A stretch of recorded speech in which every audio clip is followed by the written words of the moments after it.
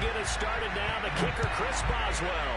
And with towels waving, we're underway from Heinz Field. From a yard or two deep, here comes a return. And not a good return here at all, as they'll be forced to start at the 12-yard line.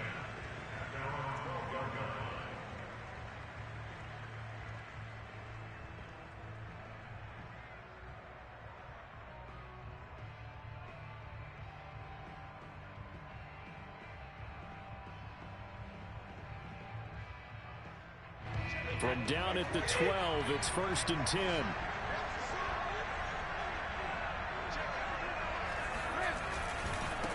A first carry for Leonard Fournette. A nice move gets him a few extra. Down just shy of his 20. 7 yards on the pickup there, and it'll leave him with a 2nd and 3. Brings up 2nd and 3 at the 19-yard line.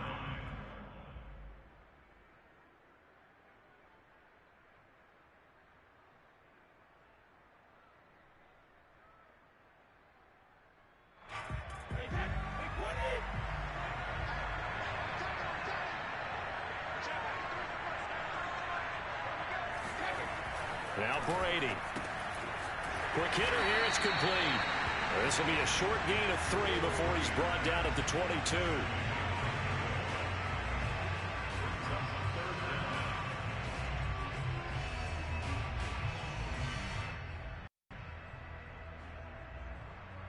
An early test for this defense. Here we go on 3rd and inches.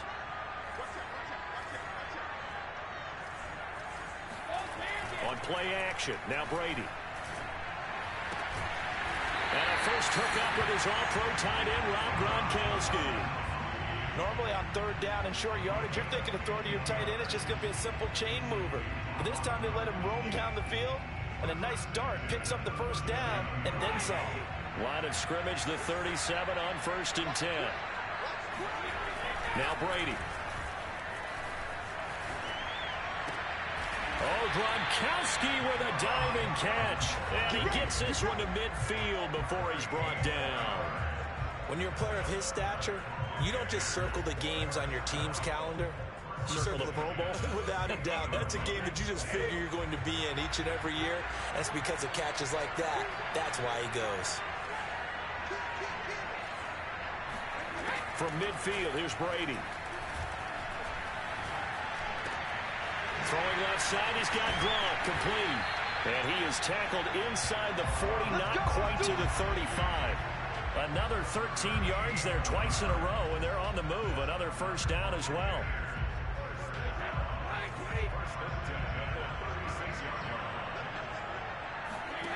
Shotgun now for Brady. And his throw here is incomplete. That was well defended. They clamped down on every available receiver. Just got to give the win to the defense on that snap. So now 2nd and 10 after the incompletion on 1st down. Running left, it's Fournette. And tough sledding. He'll get maybe a yard. Stop short of the 35.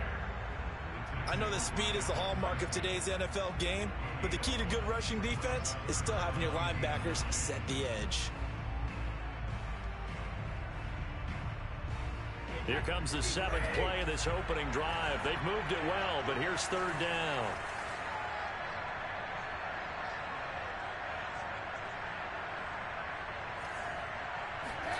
Brady.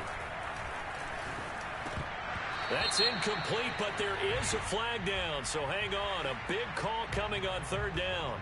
So pass interference to call. That's going to set him up with a 1st down. And if it's a bang-bang play, maybe the flag stays in the official's pocket, but instead, he definitely impeded the receiver's right to catch the football. The officials letting the players know how the game's going to be called here in the 1st quarter. Now Leonard Fournette. And he'll take this down just shy of the 25-yard line. A gain of 3, 2nd down. Not a whole lot there. The defense was ready, it looked, for that run-pass option. You get the sense that next time he has that opportunity, he may keep it himself and get to the perimeter. Probably owes his back a little bit of an apology on that one, huh?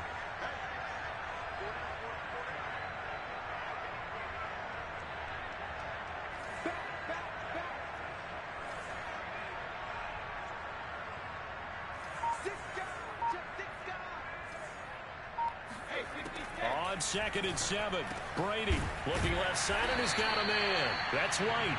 And they're going to have themselves another first down as the tackle's made at the Steelers' 12-yard line. And how about this first drive? They're being aggressive, slinging it around. Really confident, too, because they're not trying to fool them with running plays, throwing it, and they're being very successful right now. Play action. Now it's Brady. Firing quickly, but it's incomplete. He was waving his arms, wanted the football, but he dropped it. And that reminds me of the story you told me from your days at Tennessee. We don't need to mention the other guy's name, but when he dropped an open pass that you blew coverage on, what'd you say to him? Yeah, it was really not right since I blew coverage, but since he dropped the pass, I said, well, maybe next time he'll just walk it out here and hand it to you. Would that be easier? He wasn't real thrilled with that. That's cold-blooded. Cold-blooded. 9 yards, not quite enough, and they'll be left now with 3rd and 1. Some good, strong running right there. Some power and some explosiveness just about got him into the end zone. The 13th play now coming on this opening drive. Here's 3rd down. And he'll take it into the end zone. Touchdown, Tampa Bay. A 3-yard touchdown run. And the Bucs take the ball down the field and score on their opening drive. Quite the drive there to get things started. They took up the ball quarter, and they end up in the end zone. And I love your last point. Ended up in the end zone. Because a lot of teams like those long drives, especially to keep their offense off the field, right? Keep the ball away from them. But they finished it with a touchdown. That's the exclamation point. Now, flip it over defensively. They've got to slow that down somehow, right? Maybe they need to be a little more aggressive. Maybe a few more pressures towards the quarterback. Following the touchdown now, it's Bradley Pinion on to kick this one away. Very short kick. This will be taken by one of the up men. First and 10 at their own 33-yard line.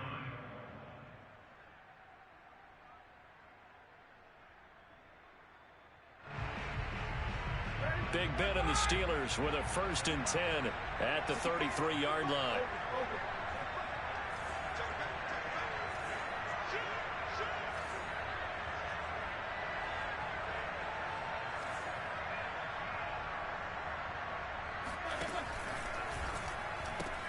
A quick throw complete to Washington.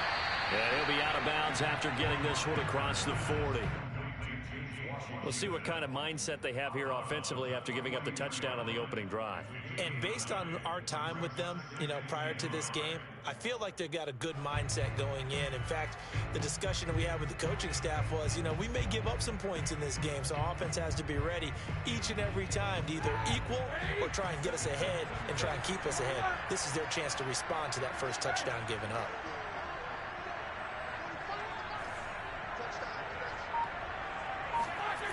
On 2nd and a yard, Roethlisberger escaping the pressure right. And he will be out of bounds here on what will turn out to be the final play of this first quarter. After 7-0 on EA Sports.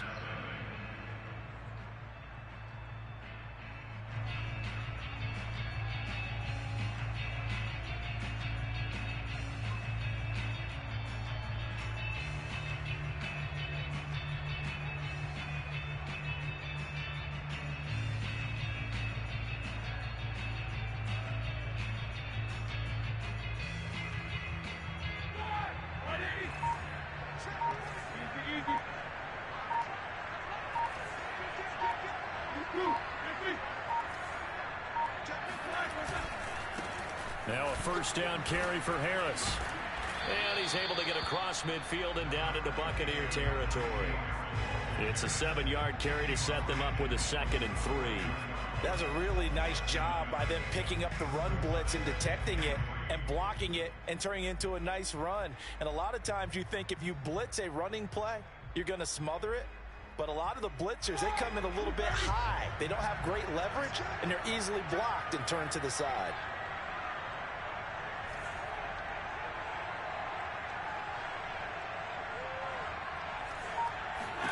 From just shy of midfield, Roethlisberger. Oh, the Buccaneer pressure too much. Down he goes. The sack by the Super Bowl champion and Pro Bowler Jason Pierre-Paul.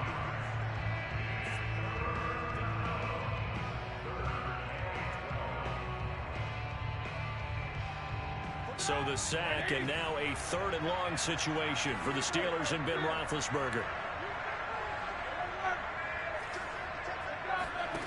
Here's Roethlisberger to throw. He finds his target, Ebron. And he gets this down deep into Tampa Bay territory. A big play that time for Pittsburgh. I'm pretty sure any quarterback will tell you it's nice to have a tight end that can stretch the field. And how about him right there, working in the heart of the defense, and they connect on a very nice play downfield. A combination of talent and toughness to go into the briar patch. On 1st down, Harris. And he's going to take it in for a Steeler touchdown. Najee Harris taking it in from 11 yards out. And the Steelers are an extra point away from tying this thing up. People always talk about one of his biggest strengths running the football, vision, and he found the spot there, went into the end zone. You're exactly right about that, and it wasn't just the vision, right? Once he saw the gap, decisiveness, made up his mind, and about the power to finish the play. Not only did he get good blocking, he created his own space as well.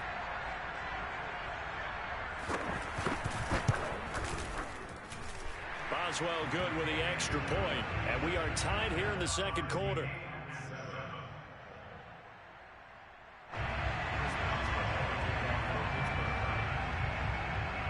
Each team's had it. Each team has scored. 7-7 here as the kick's away. And this will be a touchback as that sails over the end line.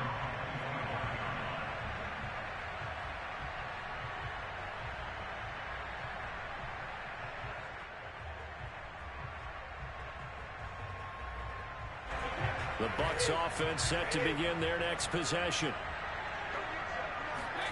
On 1st down, Brady. Looking for White on the deep ball. And that's caught inside the 35.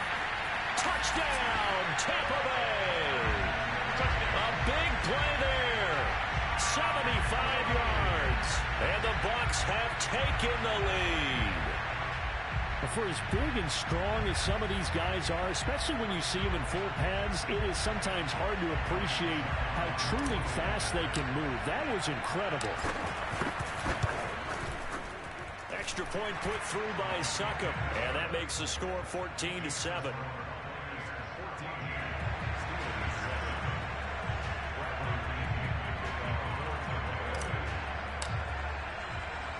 Now Pinion with the kickoff honors following the touchdown. Ray McCloud to return. And beyond the 20, but not by much. In fact, just a yard pass there to the 21.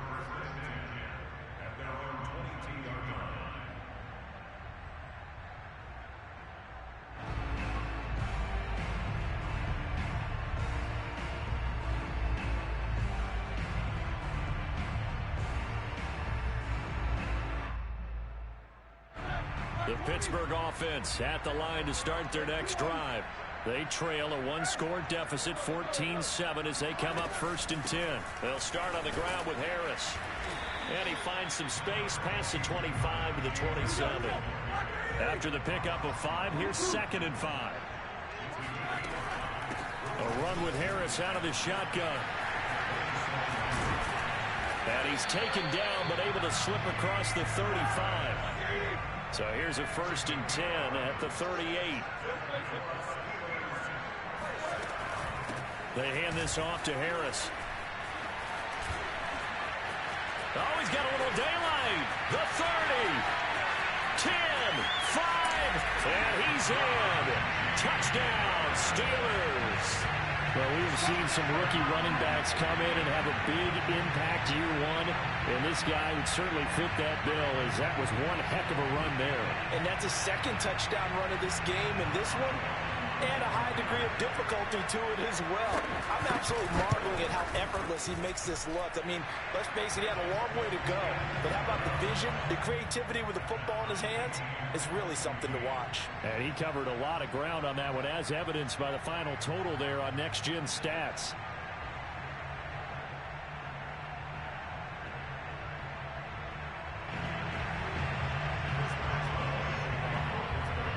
This one tied at 14 now as he sends this one away.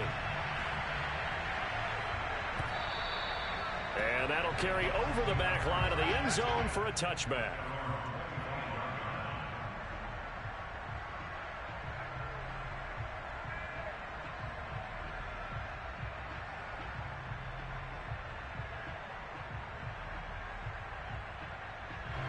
The Bucs offense set to begin their next possession.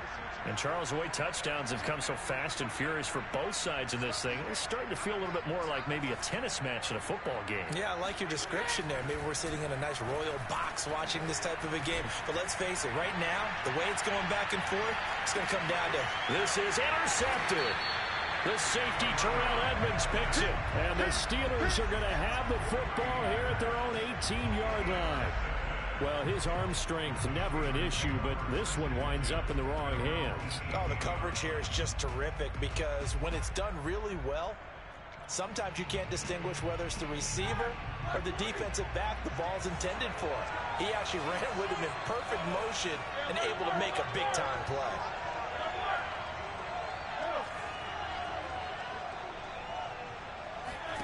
After the interception, here's Roethlisberger. That's swung out wide to Harris. And he'll be out of bounds just shy of the 30. Well, that certainly has to feel good. It's not all the time that the play caller should get all the credit. Sometimes I think in the huddle, the quarterback just says, hey, who's going to make a play for me? I just need something right here. And the end result there, nice first down. Drive keeps moving. Second quarter, 2 minutes to go. Tie ball game.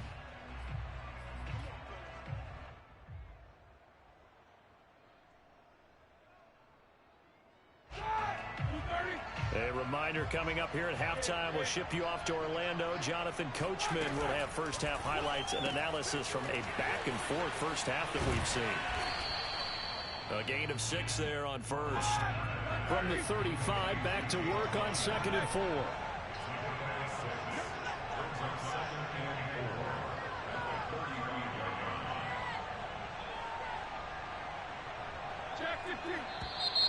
Now whistles here before the snap, and it looks like one of the Steelers may have moved.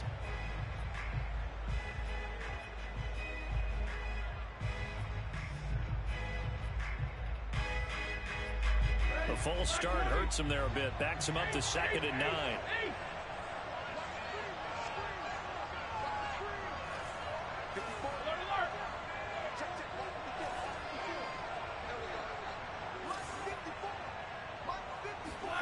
Roethlisberger will throw.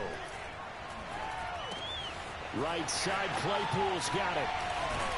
And he'll be taken down, but not across midfield. And this was a nice example of an offensive coordinator scheming his guy open. Just a little underneath route, just trying to free up some space, and it worked awfully well. Got him not just space, but plenty of room to run after the catch to pick up really nice yardage.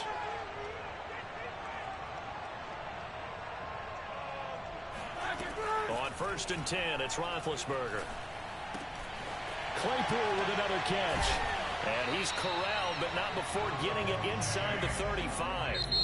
Now the Steelers use the first of their 3 timeouts as the clock stops here with 46 seconds remaining in the first half. So they'll come up 1st and 10 now from the 33.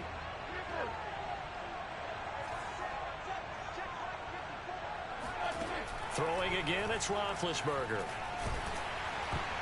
Oh, not sure he saw the linebacker there as that's batted down and incomplete. They've given up a few first downs on this drive, but getting the incompletion there, that should give them something to build on and maybe turn the tide.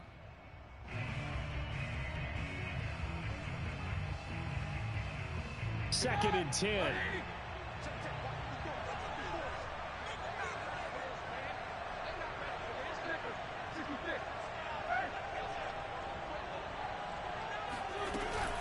On the give, this is Harris. 4 yards the gain, and it'll bring up a 3rd down. And with that run, he's already at 100 yards here before halftime. So if he sees the same kind of action in the second half, he could be on his way to a career game. They got to get to the 23 here on 3rd.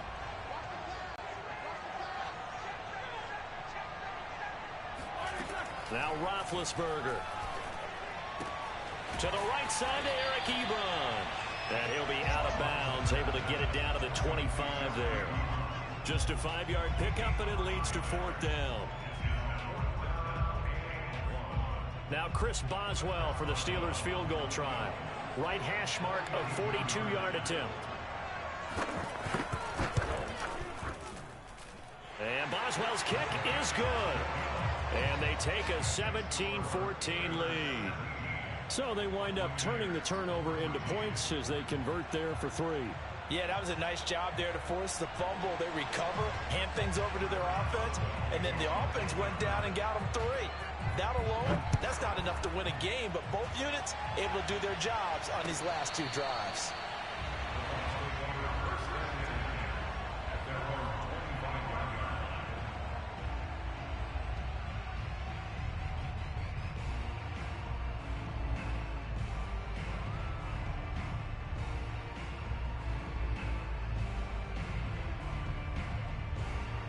The Bucs offense set to begin their next possession. And with 8 seconds on the clock, really not a lot of time to try to put anything together. Trying to shake off the interception. He'll look to throw. And this is incomplete with a clock showing just 3 seconds left. Now whistles and a timeout with 3 seconds left in the first half.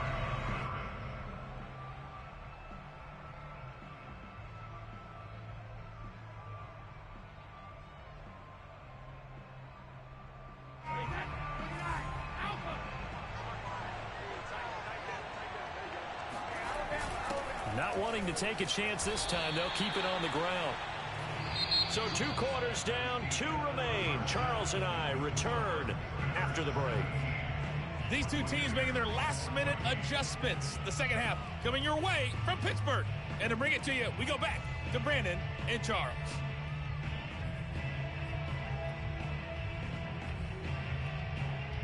And we welcome you back now. Alongside Charles Davis, I'm Brandon Gaudin, getting set for quarter number 3 here. So time for the second half as the Steelers have the lead, and they will also be receiving the football here to start the third quarter. Short kick. One of the up middle take it down.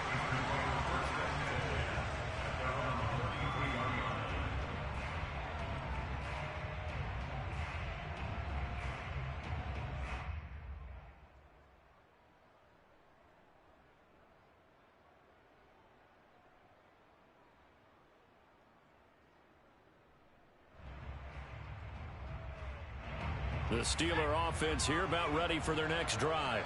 And they've got the lead, CD. What do you expect from them in this second half? Well, I like what they were able to do on the ground in the first half because they had a lot of success running the ball, and I certainly think we'll see more of that. But I'd keep an eye on that defense, and I think their coaches up in the box will do the exact same thing. If they start to see 1 or 2 guys start to creep towards the line of scrimmage, that'll be licensed to take some shots downfield.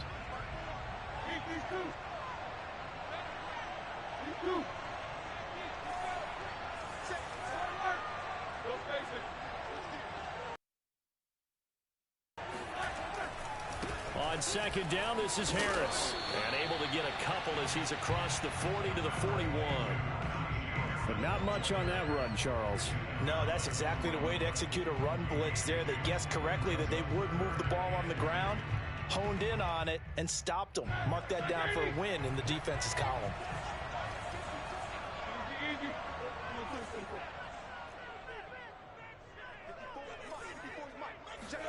Third and 2. Now Roethlisberger. Throw left side complete. That's Harris.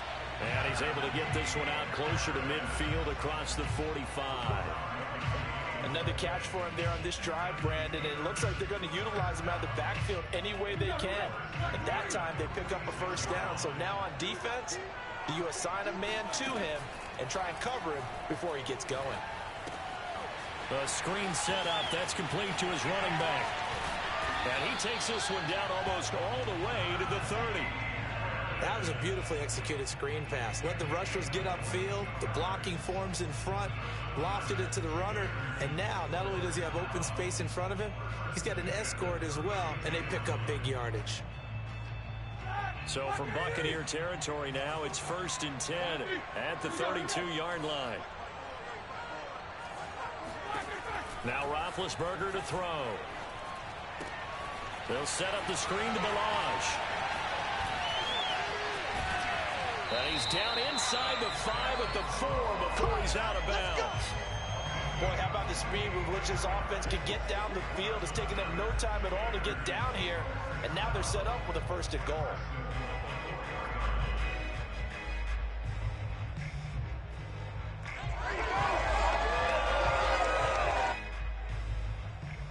Two big plays in succession. Not sure this D knows what hit him, but now they got to get ready. It's 1st and goal.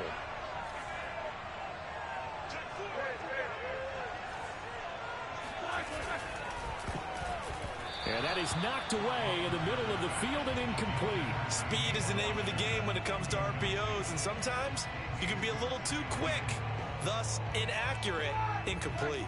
Line of scrimmage, again the 4-yard line, 2nd and goal.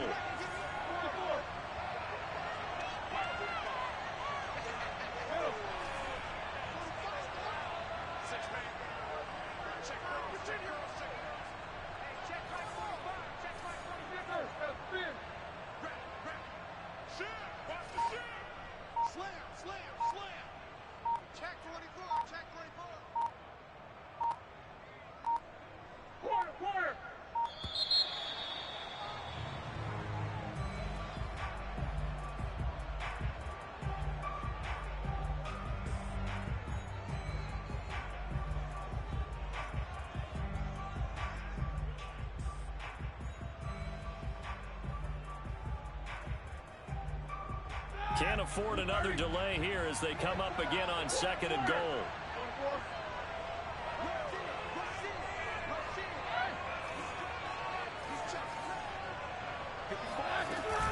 Harris. And he will push his way forward down to about the 3-yard line. Calling a gain of a yard as they get a little bit closer here. It's 3rd and goal. That didn't just feel like good defense there. That felt like pride, didn't it? He's already gotten into the end zone twice, trying to get there for a 3rd time. No one likes to have the hat trick against them. This Tampa Bay defense, they held strong on the first 2 plays. Now 3rd and goal. He gets it left side to Johnson. And he is out of bounds here. They're able to hold him to 3 there, and that leads to a 4th and goal. Well, it wasn't a big strike, but that completion put them in really great range. What do we have now, 4th and inches? Yeah, it's not more than a half a foot. You know what I would do here? You would always go for it. I'm one of those guys.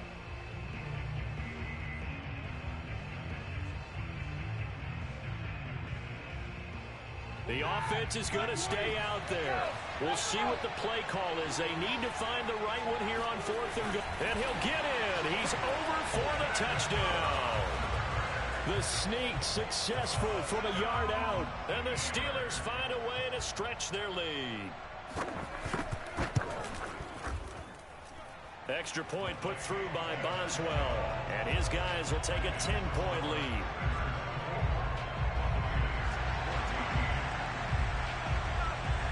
Boswell now to kick it away after the touchdown.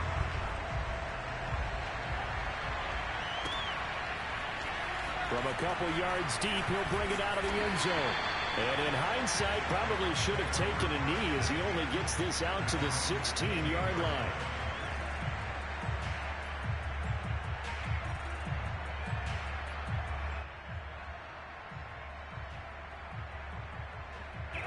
The Bucs offense set to begin their next possession. They're down now 24-14. Work to do as they come up on a 1st. In trouble here, and down he goes. Back at the 8-yard line.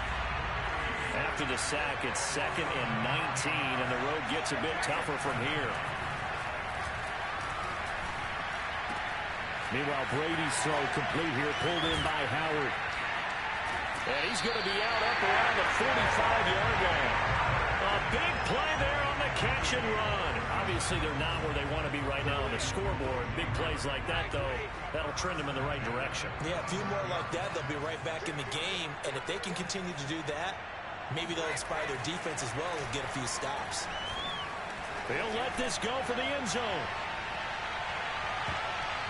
And this is knocked away and incomplete. But I think it was a free play. Let's check the call. So they will accept the penalty and move forward.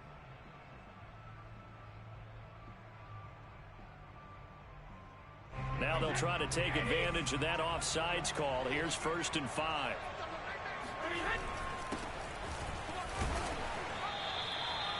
It's a gain of 3, and it sets him up with 2nd and just 2 yards to go.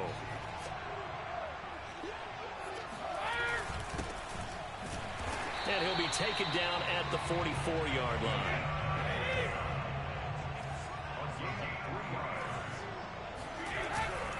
Fournette, a 1st down carry. And he spins away. He takes this for about 6 down inside the 40. He hadn't had a ton of success here so far, but you get the feeling that he might be on the verge of popping one. Yeah, even on that one, there was a little bit of a hole, but it closed there quickly at the end. Fournette fighting through. And this time not quite to the 30. It'll be down at the 31-yard line.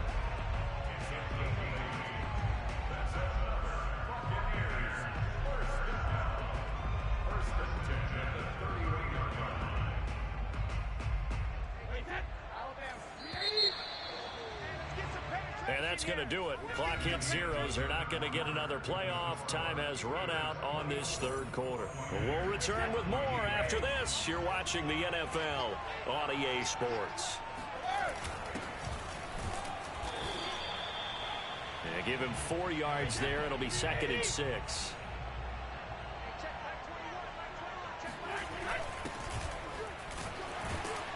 Down he goes at the 23, a pickup of 4. But if you're going to have a relay race, you're probably going to pick your backs and receivers to run it, but don't underestimate the conditioning of the offensive line. They're out there just dictating things, staying on the field, and keeping a long drive going. And that one going nowhere from the start as he's met in the backfield and goes backwards. That'll make it 4th down after a loss of 1.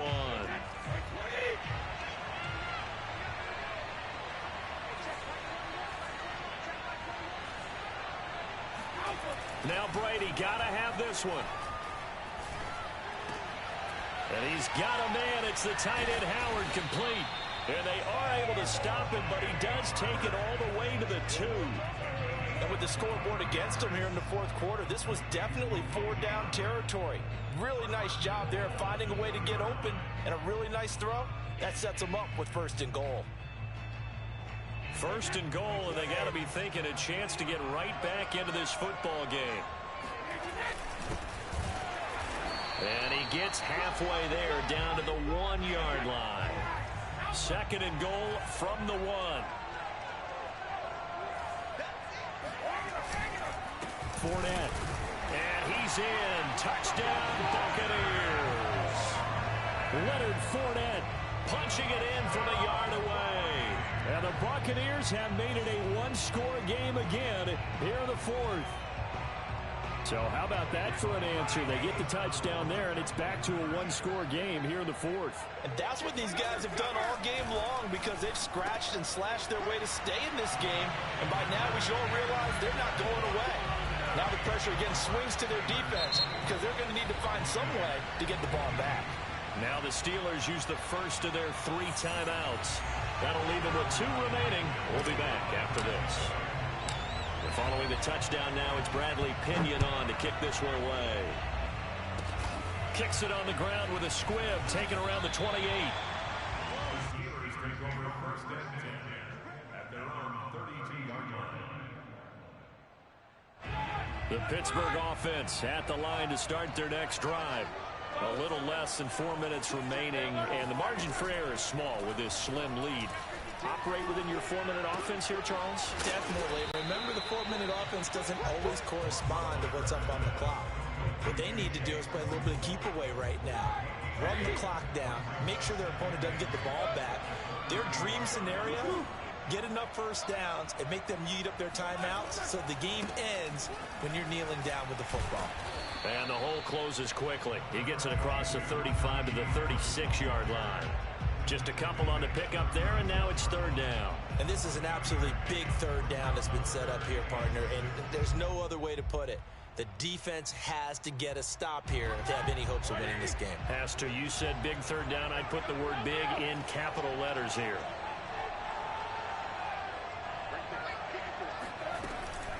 here's another carry for Harris. And they'll get him down at about the 37, well short of the first. 2 minutes remain, and that's our score differential as well. 2 points here in the fourth quarter.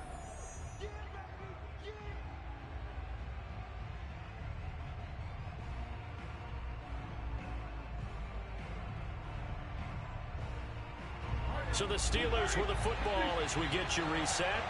They're looking at a fourth down now as they try to hold on to this lead for dear life. They'll try and throw for it with Roethlisberger. Finding some room at midfield. Room here to run. Oh, up and over. And into the end zone. Touchdown, Pittsburgh. Eric Ebron, 63 yards. And the Steelers use the big play to extend their fourth quarter lead. When they drew that up, I don't think they envisioned it ending in a house call, but he got it and took it all the way home. Really impressive run after the catch, wasn't it? That was really special by him. But let's face it, in today's NFL, those tight ends are often former wide receivers or maybe even sometimes bigger running backs. They just put them in a position to get a great matchup and make plays like that. They do tack on the extra point as well, and it might seal the deal as that makes it a two-score game here with not a lot of time remaining.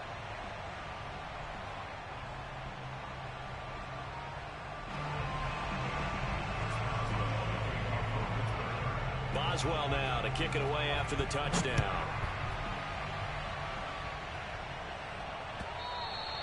And this will not be returnable. It's out of the back of the end zone for a touchback.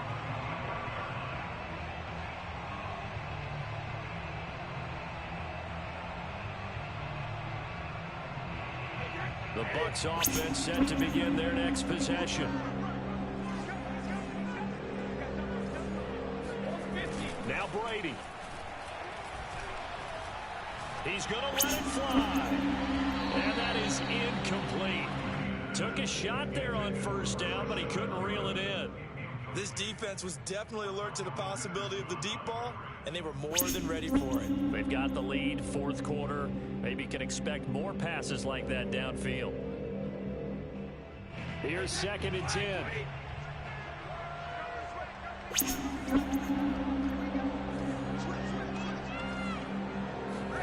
Brady to throw. And this is intercepted, and that should do it. It's Devin Bush, the linebacker, who picks it. And he brings this one back. It's a pick six for a Steeler touchdown. It goes without saying, but I'm going to say it anyway. That's a ball he would like to have back, and it lands right in the lap of the defender from there. He doesn't have very far to go before he gets to the end zone, and he got there in a hurry.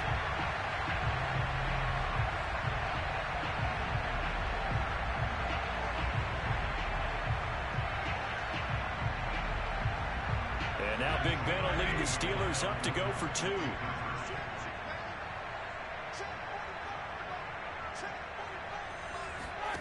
Roethlisberger looking to throw.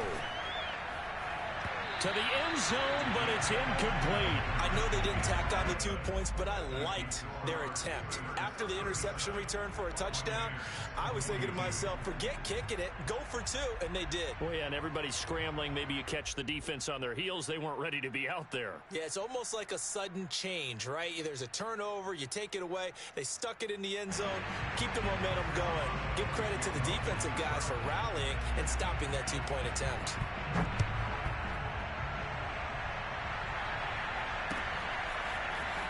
This will be returned from deep in the end zone.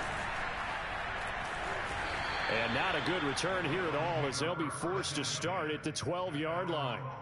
In this position, trying to get back into the game, teams are looking for a spark from their special teams.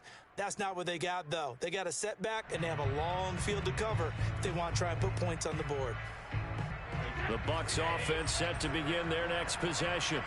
And they gave up the pick six, and now they'll be looking to right the ship here. Now, as a quarterback, are you a little more cautious this go-around? You should be, just because after what you gave up. But you can't be so cautious as to just really take things in, and now you're not going to play loose enough to give your team a chance to score. But you still have to be careful, because those defensive guys, I know the reputation defense guys can't catch. All evidence to the contrary on that last possession, though. An incomplete pass on first down. That leads to a 2nd and 10. Throwing now is Brady. Now a desperation throw deep downfield. And this is intercepted, and that should do it. Joe Hayden, the veteran, with a pick. And he's going to take this one back to the 37-yard line. With the points that we've seen scored, neither defense has been at their best, but these guys have been a little bit better, Charles, and a nice interception there. Yeah, you're right about that, Brandon. Let's face it. It's not always how you start, it's how you finish, right? So maybe you have a rough game all the way along, but if you make a big play like that at the right time, it can make everything turn out just okay. Now a throw here to his running back. And he'll go out of bounds inside the 15-yard line. A big play that time on the catch and run. Well, how about this aggressive approach? Got the lead, fourth quarter, continuing to throw the football. Are you thinking about Super Bowl 51? Atlanta had the lead against New England, and they ended up giving it up? I was going to say, don't say it, but you did say it. I didn't I? Yeah, anybody watching Atlanta, our apologies. Now a throw to the end zone on first down, but it winds up incomplete. I'm going to need some help with this one. How did he miss it? Wide open in the end zone. He's not hurried. He's not hit.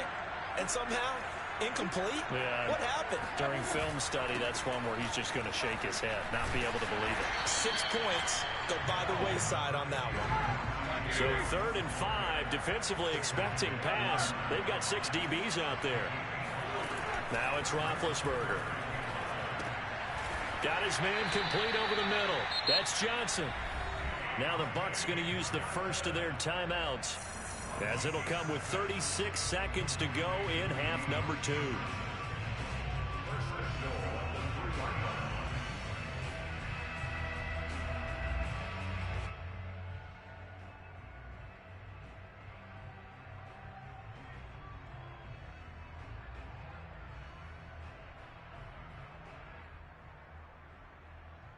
Well, they probably don't need to run a play here, but you wonder if they're going to be able to resist on 1st and goal.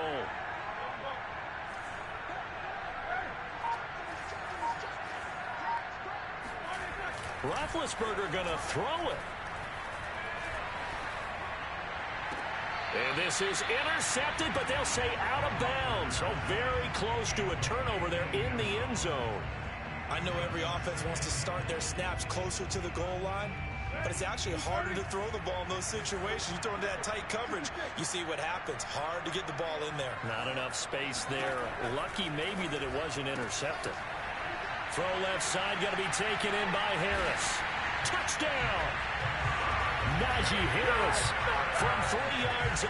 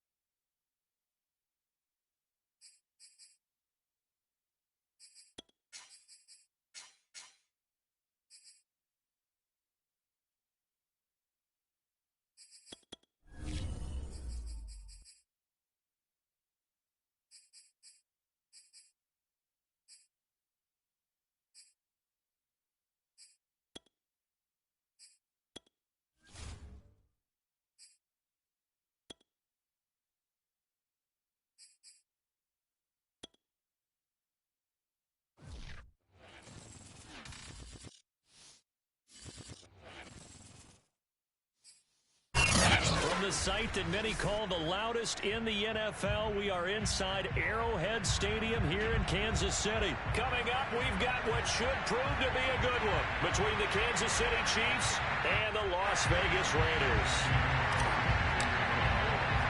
Bitter rivals going back to their AFL days in the 1960s. The Chiefs and Raiders are underway. Here we go.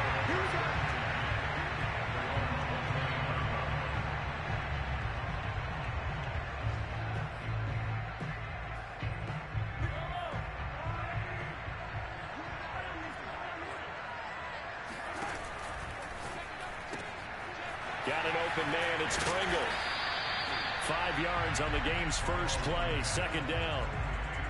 That was a lightning-fast decision that time. He just caught it and got rid of it. Because he saw his guy was going to be open immediately. So he took the R, the run, out of the play. He took the O, the option, out of the play, and immediately got to the pass. They'll run for the first time with Clyde Edwards-Helaire. And the hole closes quickly. He gets it across the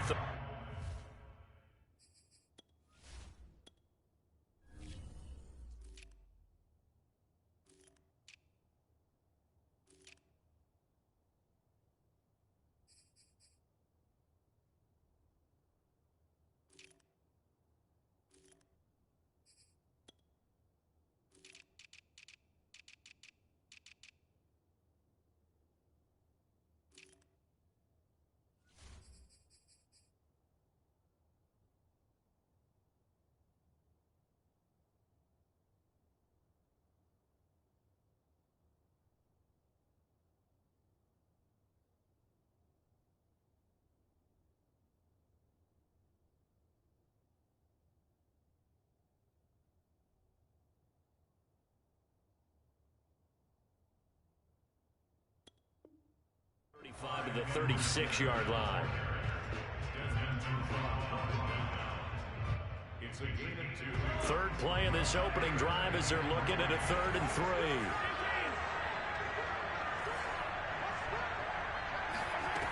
Looking to throw is Mahomes. Complete. The tight end, Kelsey. And he'll be out of bounds after getting this one across the 40.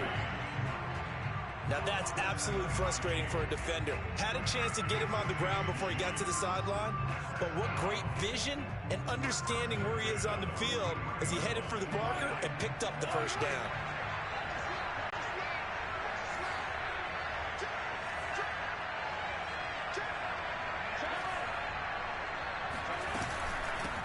Now the Georgia Southern man. This is Jerick McKinnon. And he'll push his way up to about the 44 here. Credit him with a 1-yard gain there to make it 2nd and 9. Well, sometimes you just have to give credit to the defense. Great job there at the point of attack, holding up.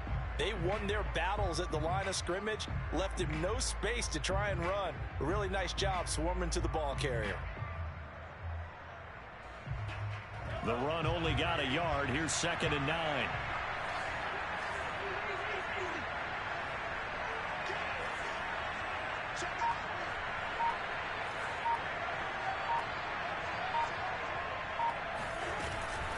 From the gun, they will run with McKinnon. And a good burst there gets him 7 up to midfield.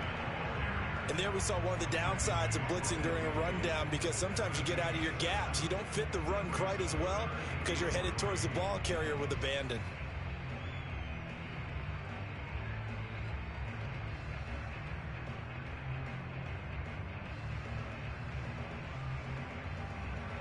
The coverage unit out there thinking pass on 3rd and 3.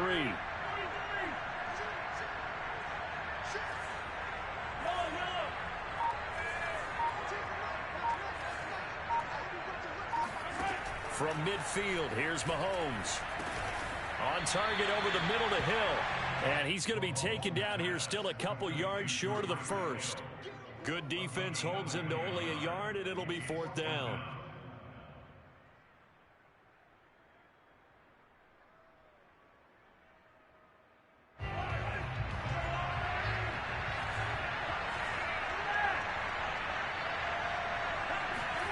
They'll go for it. It's Mahomes.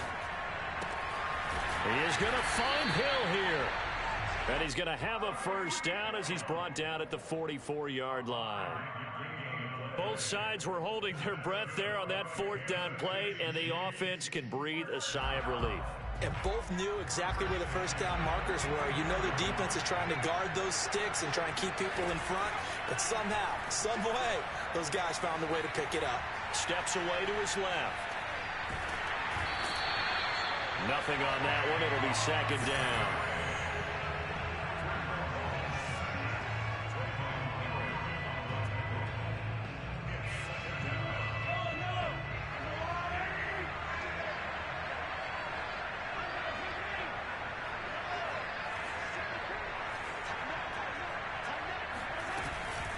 Now a give. This is McKinnon. And he takes it down to the 40 with a pickup of 4.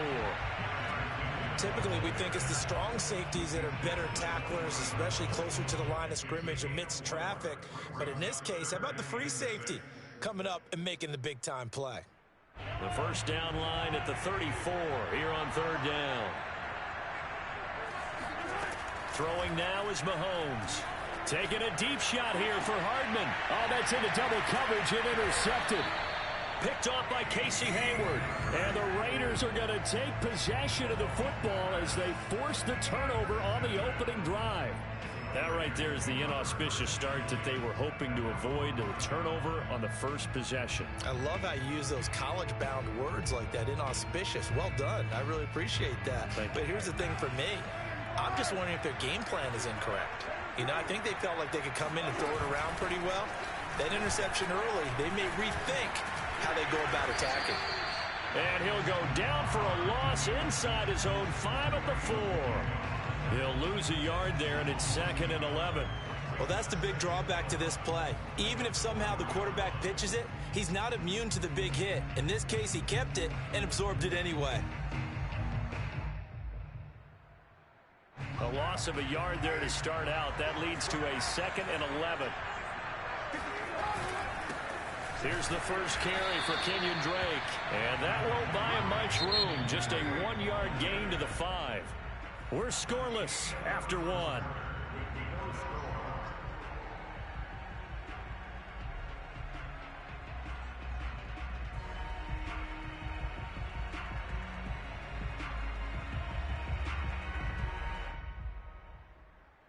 Facing the prospect of a punt from their own end zone, they need some cushion. Let's see what they can do on third down. The Chiefs will use the first of their timeouts. They'll have 2 remaining as we step aside here in this second quarter.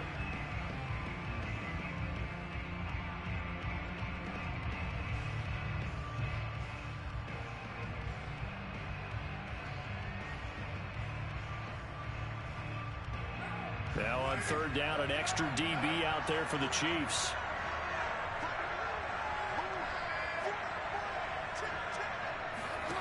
Working from the gun, it's Carr. He's going to let this go deep for Jackson. And unable to connect, incomplete. I'll give them credit, they took their shot, but it's going to bring up 4th down. I like the fact that he took the shot deep downfield. Even if you don't get the catch, maybe you get a defensive penalty and pick up the yardage that way.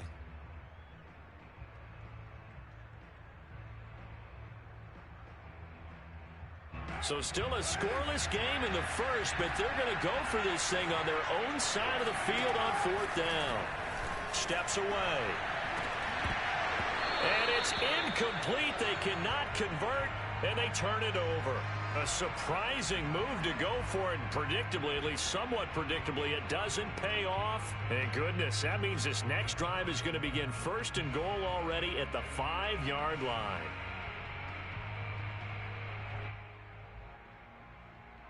Five yards from the end zone, 1st and goal.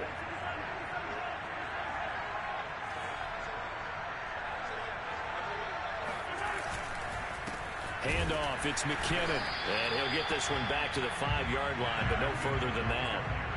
The line of scrimmage, once again, the 5 as they get ready for 2nd and goal. McKinnon. Give him right around 4 on the carry. We'll see if they want to keep pounding here on 3rd and goal. 2 straight shots on the ground. Now on 3rd, do you go to the air? I think the possibility exists, and if you're doing it, you're probably going play action since you ran it twice. But I often think that second down is the time you go play action and throw the ball. I say commit to the run and think about it being 4-down territory. And no move to take the offense on the field. They're going to stay out there and go for it on 4th and goal. Mahomes takes it himself. Try to wedge his way in there. No signal. I don't think he got there. He didn't. They try the sneak, but not enough push. He doesn't get in. And the Raiders hang tough down near the goal line.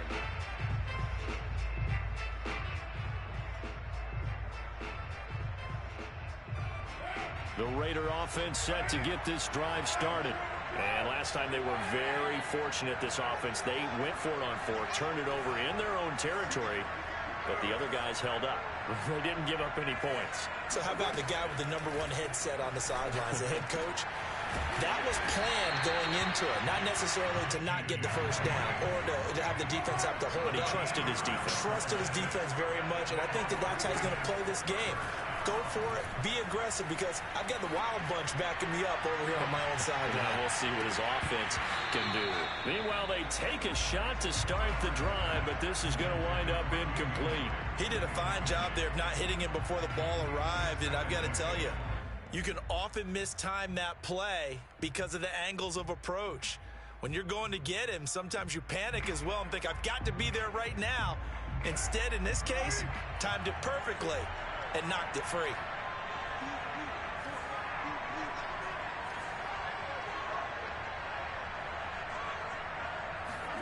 Now this time, Carl throw. He finds his man, complete. That's Jacobs. He'll get only 3 there, so it leaves him with a 3rd and 7 ahead.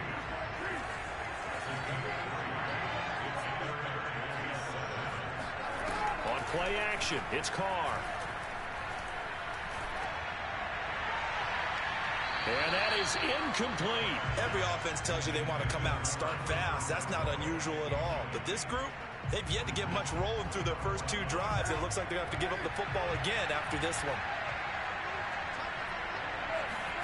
They'll go for it. It's Carr out to his left. And it's incomplete. They cannot convert, and they turn it over. Boy, a curious decision to go for it. Doesn't pan out. And, boy, possession here turns over with the football already being in the red zone. So from the 17 now, here's a 1st and 10.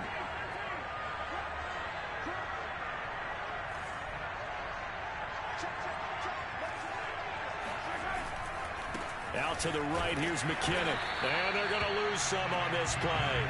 Being knocked back to the 18. Officially, it's a 1-yard loss. That's going to bring up 2nd and 11.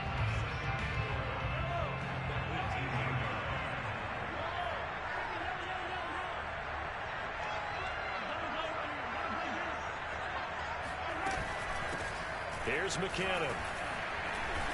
And he'll go down here at the 12-yard line. He gets them a little over half of what they needed. Now they're looking at a 3rd and 5. Second quarter, 2 minutes to go. Tie ball game.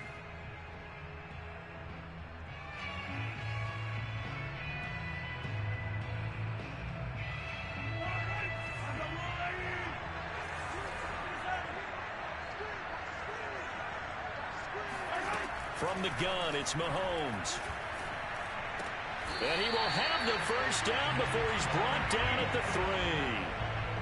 I don't care how many times we see it. I still get a kick out of watching quarterbacks and receivers do the pass tree in pregame warm-up. But I always remember that when we go to practices, we see that after practices as well. They really tune it up, don't they? They tune it up. They know why they do it for these situations. First down. And they build that trust, and that's why they're able to find him in this type of a situation. And just a short gain that time as they're able to get him down. Give him 3 on the gain there. 2nd and goal.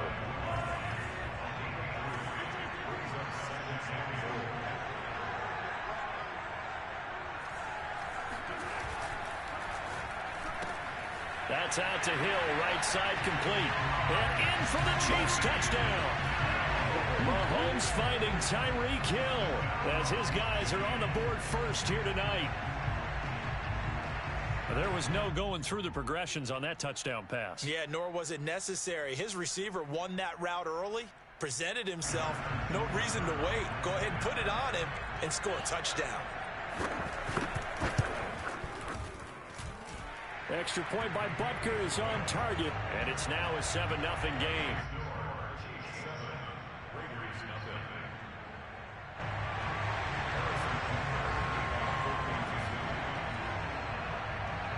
Now after the touchdown, here's Butker on to kick it away. This will be brought out from the middle of the end zone. And not a great return here. He'll make it back only to the 10-yard line. Anytime you feel the kickoff inside your own end zone, you've got to be decisive about whether you're bringing it out or not. Sometimes that indecision can really cost you. That may have been what happened on that play. The Raider offense set to get this drive started. On first down, Carr.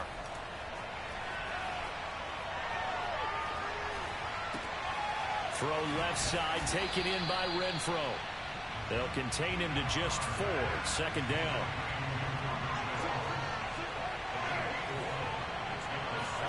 They fake the handoff. Now Carr rolling to his right. Back to Renfro again, complete. And he almost gets this to the 30, taken down about a yard shy. Carr now on first down. Into heavy traffic, and it's intercepted. Picked off at the 49. And a potential turning point as he'll get the football in very good field position late in this first half.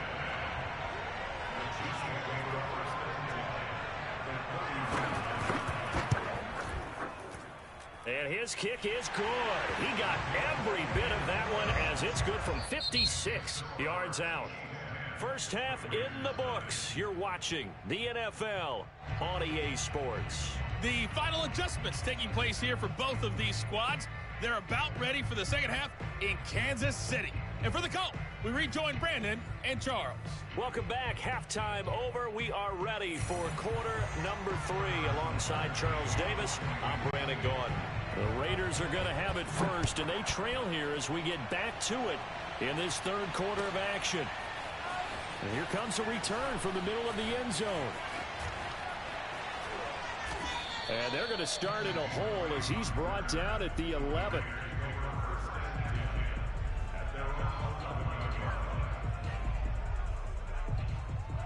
The Raider offense set to get this drive started. And right out of the gate, they face what you think could be a pretty important drive. I would say so. You know, they're down 2 scores. That's not the end of the world. It wasn't the strongest of first halves, but for them to start clawing back, they've got to start putting a little pressure on that defense, start cutting into this deficit. You can't have 3 and outs and expect to get that done. Now left side, a completion to his tight end. We talk about mobility on quarterbacks all the time. Here's where it really pays off. Able to move, evade, and is accurate throwing on the run and picking up a first down. Flushed out right. And he'll be out of bounds across the 30-yard line. Nice work to get 7 out of that, and it's second down. Okay, he's not going to get the first down, but this is still a nice job of buying some time and then running to get to the sideline and get out of bounds and avoid the big hit. They'll operate from the 32-yard line here, second and 3. Carr, a handoff here to Drake.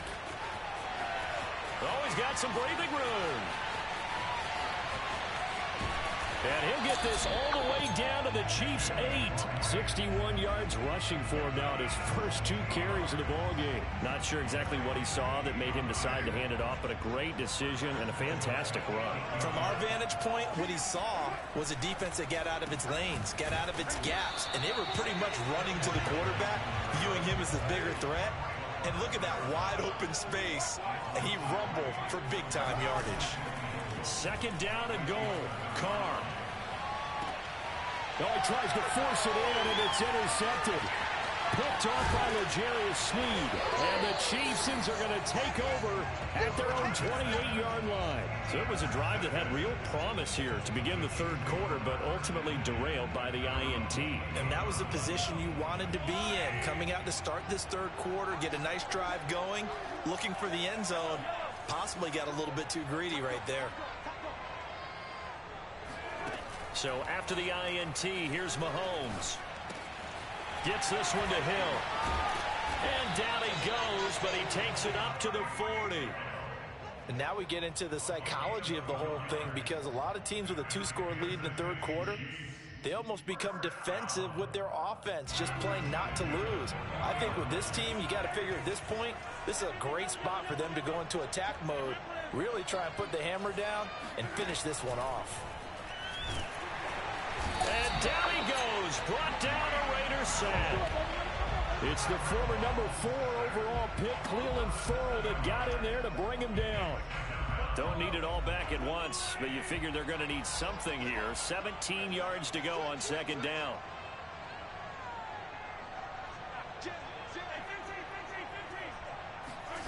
Another try after the first down sack. Mahomes, that one complete to Hill. And he'll be taken down at the 46-yard line.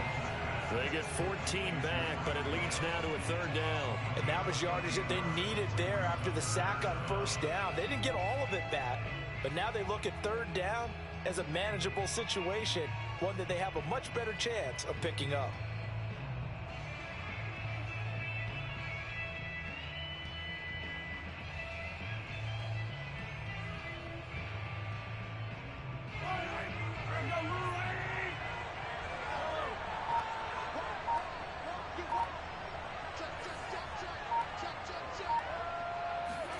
They go play action. Now Mahomes.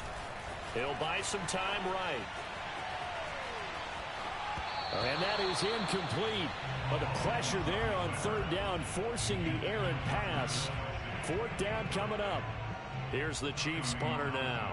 And the way this offense has moved the ball, he hasn't been needed till here in the third.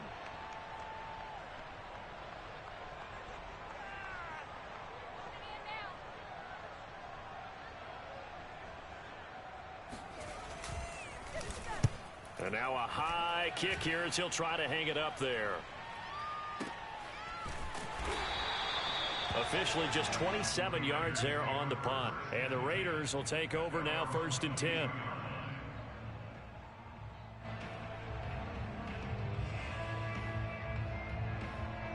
The Raider offense set to get this drive started.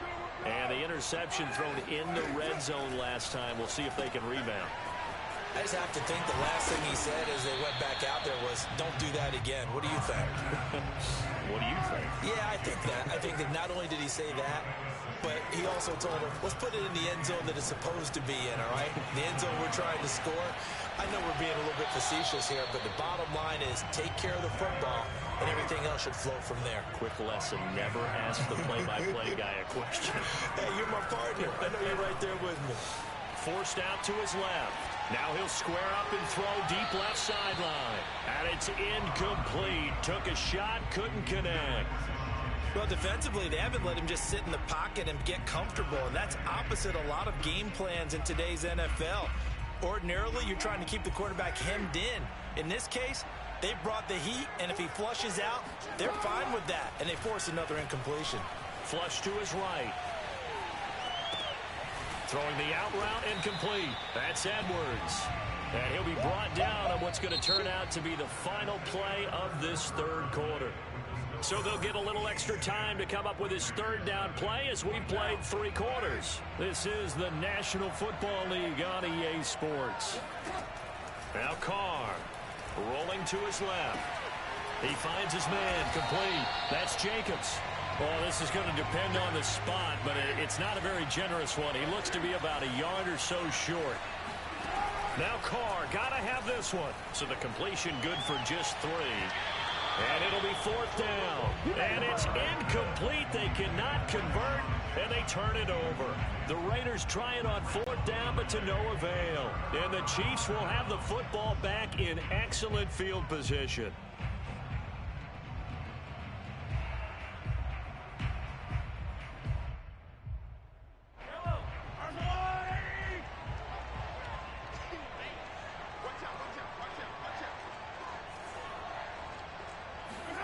Throwing on 1st down is Mahomes. That's caught. It's DeMarcus Robinson. He's going to go out of bounds, but he takes this one down just shy of the 20. And looking to put this game on ice in the fourth quarter, but still not afraid to throw it as they show there. You want to play the game with confidence, and they have a guy who's in control right now. Their trigger guy, throwing it, they feel just as confident with him doing that as they would if they tried to run the ball and run the clock out. On 1st and 10, here's Mahomes. Rush coming, and he's taken down. Cleveland Farrell, his second sack of the night. Tell you what, he did not have much time there to scan the field before he was ducking and covering. Did it appear to you, as it did to me, that the defensive front won their play really quickly? Meaning the guys in front of them had almost no chance to block them. They were on him in a hurry. Down to about the 22 here. Brandon, I've got to think this offensive line has got some smiles on its faces. And I know it sounds crazy, but they practiced for this back in training camp. They knew they'd be in situations where it'd be extra defenders in the box coming after them, trying to keep them from blocking. Right now, they want to show the world they're up to the challenge. And he won't be close to a first down as he runs into a wall right around the line of scrimmage. No gain there on the play, and that's going to leave him with a fourth down. Butker's kick here is good, and that'll push the lead up to 13-0. So that maybe not a knockout blow, but I suppose certainly every little bit helps when you're trying to salt one away in the fourth. Well, the possibility of being beaten by 2 late touchdowns or at least sent to overtime does exist, but time, definitely a big factor at this stage of the game, is in their favor. And he's only going to make it to the 13-yard line and no further.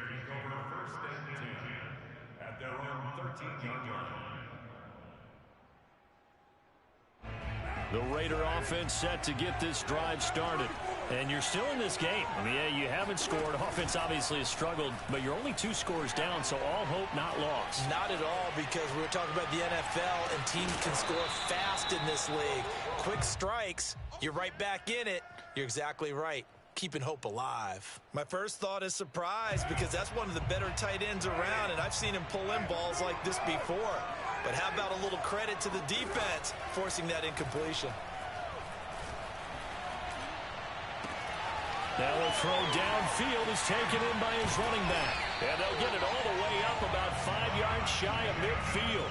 A big play there for the Raiders. Well, that's something you haven't had to talk about much this game. A nice big play right there. But this team, overall, they haven't done a whole lot offensively. Well, they're still sitting on the goose egg. We talk about defenses having pride in a shutout. This offense wants to get rid of that 0.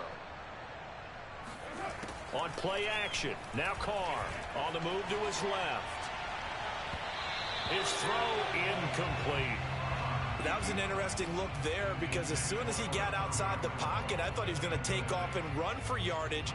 But what often happens now with these quarterbacks who can move, defenses want to try and keep bodies in front of them, and I think that discouraged him from taking off and made him try a pass downfield that fell incomplete. On the run, he'll let this go deep right side. And that's going to be incomplete. Good effort there, trying to take a shot, but it's 3rd down. That's a tough spot for a running back coming out of the backfield, because you know he's got to look for the football, knowing full well he's got a man coming his way, full steam, and he broke that one up. The Raiders on 3rd down, 0 for 3 to this point. They could use a conversion. This is 3rd and 10. From the gun, it's Carr. Steps away. That's complete to Moreau, the tight end. And they will get him down, but not before he gets very good yardage there, as that will lead us right into the 2-minute warning. So it's Raider football as we get you reset. They've got a 1st and 10 as they search for a late score. And this is intercepted, and that should do it. Picked up by Juan Thornhill. And the Chiefs are going to take over once again at their own 25-yard line. For this defense, CD, that's kind of the icing on the cake here as we get to the end of this one. And didn't you feel that they weren't just going into total prevent there? You know, they had the lead, and sometimes you fall back and you lose your aggressiveness. Not in this case. They were still making a play on the football, and look how that one turned out. They may have salted this one away. Oh, hit as he throws there, incomplete.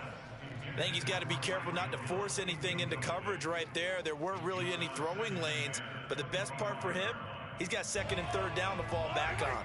Following the incomplete pass, here they go again, 2nd and 10 from the 25.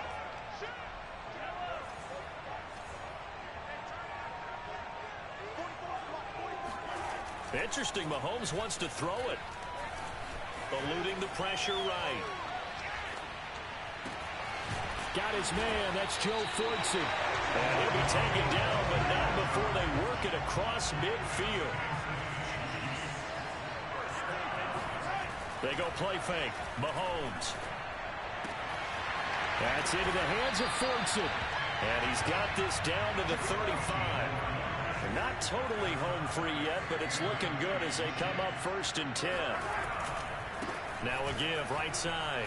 McKinnon. And he'll be taken down at the 34.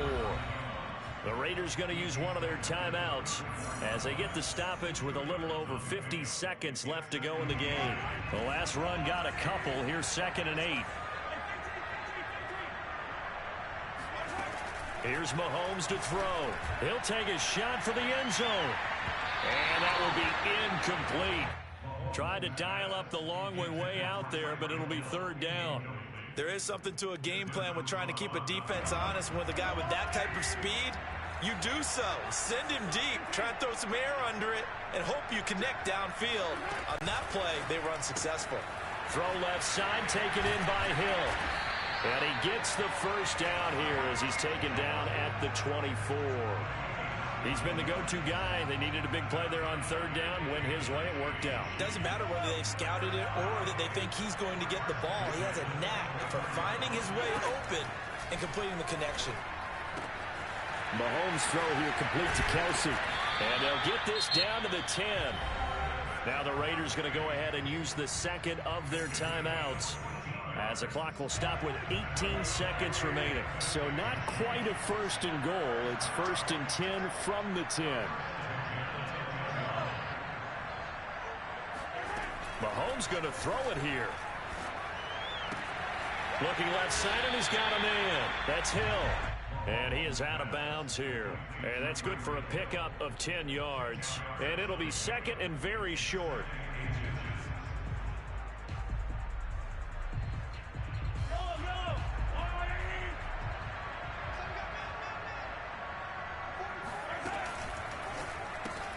He'll get it once more into the hands of Hill. Touchdown! Mahomes finding Tyreek Hill. And the Chiefs have put this one to bed here in the 4th quarter. Now Mahomes to the line as the Chiefs are going to go for the 2-point try.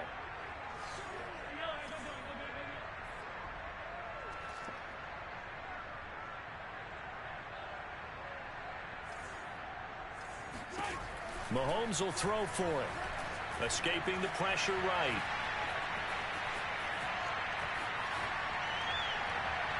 Looking end zone, but it's incomplete. Protection was great. He had time to set up a campsite. But in the secondary, though, they were ready. And I think that in most places on the field, if you have that much time to throw the ball, someone's going to shake free and you'll find an open receiver. But condensed near the goal line on a 2-point conversion, all that exit, there's not any extra field. So it kind of closes in on them, and that allows you to cover a little bit better. And not a good return here at all, as they'll be forced to start at the 12-yard line. In this position, trying to get back into the game, teams are looking for a spark from their special teams. That's not what they got, though. They got a setback, and they have a long field to cover if they want to try and put points on the board. The Raider offense set to get this drive started. They go back to the air here after the INT on the last drive. He's going to let it fly. And it's knocked away, and it...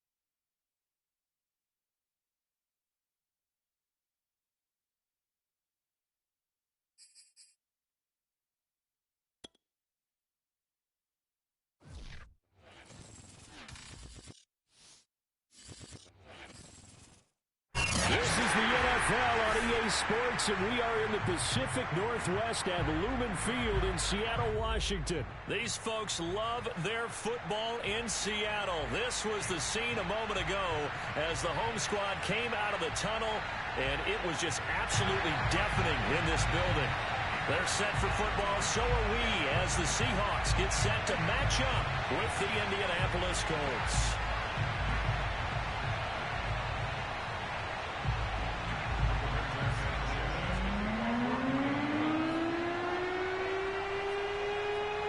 Here's the punter, Rigoberto Sanchez, on to get us started. And off we go from Seattle. Reed going to bring it out of the end zone. And in hindsight, probably should have taken a knee as he only gets this out to the 16-yard line.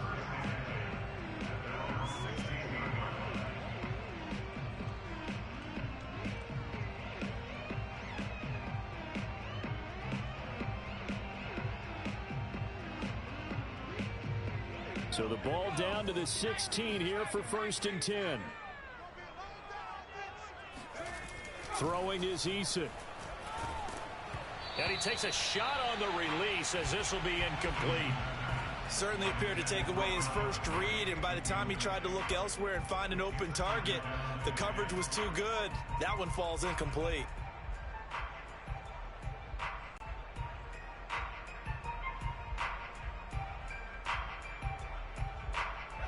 So after the incompletion on first, now 2nd and 10. They go play action with Eason. He's going to float this one deep right side. Into double coverage, and it's intercepted. Picked off by Rock Ya-Sin.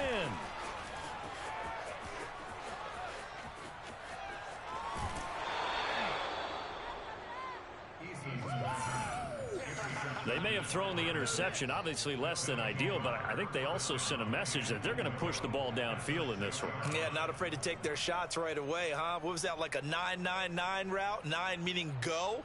Just went ahead and went for it. Didn't work out so well because it certainly appeared the defense was prepared. But I'm with you. Okay, so it didn't work this time. Doesn't mean we won't try it again later.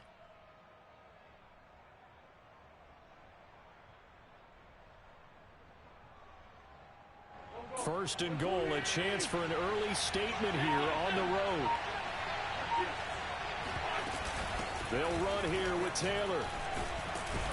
And he gets him a little bit closer. He takes it from the 6 inside the 5 to the 4.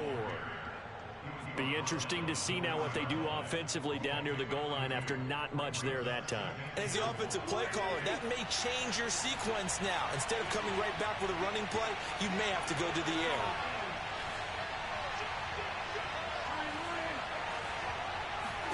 On 2nd and goal, Wentz. He's got it.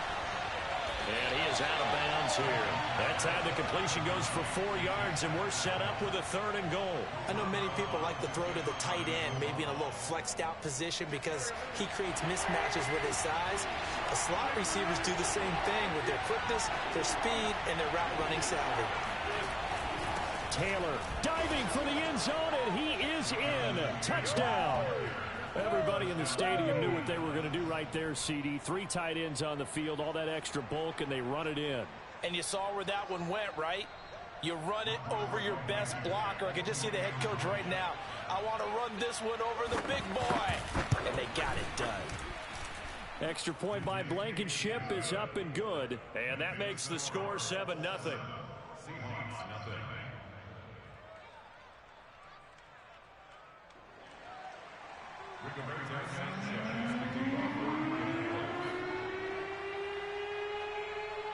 Sanchez now, he'll kick it away following the touchdown. Reed going to bring it out of the end zone.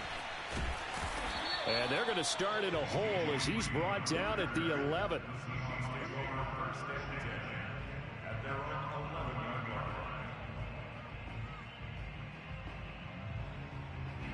Coming to the line here to begin their next drive, the Seahawks offense. They had the interception last time. It led to the opening touchdown. So now 7-0 the score as they start 1st and 10.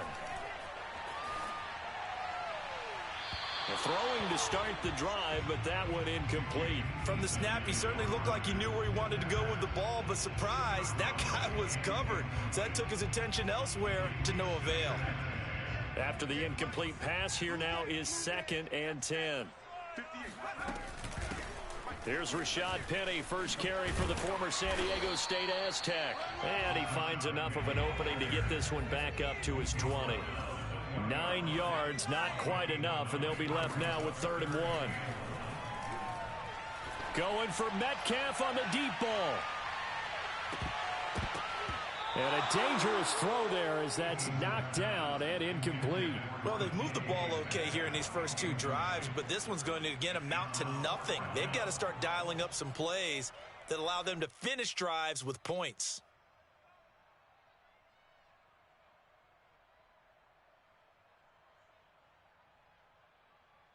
And how about this one now? In their own territory, a gutsy call. They're going to go for this on 4th and a yard. He'll try and throw for it here. Out to his left. Now he'll let it go on the run. Deep left side. And it's incomplete. They cannot convert, and they turn it over. So certainly an interesting call there to go for it. And now possession's going to go over with a football at the 20-yard line.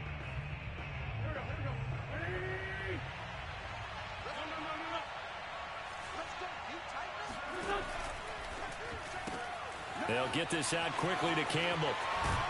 And he's down inside the 5 at the 4 before he's out of bounds.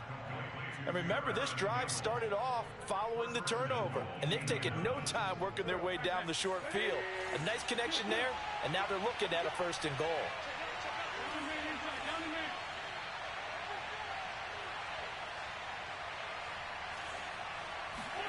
They fake the give. Now Wentz. And that is caught. Touchdown, Indianapolis. Mo Alley Cox there to make the grab. And the Colts are able to strike quickly to add on to their lead. Extra point by Blankenship is up and good. And it's now 14-0. Seahawks, nothing.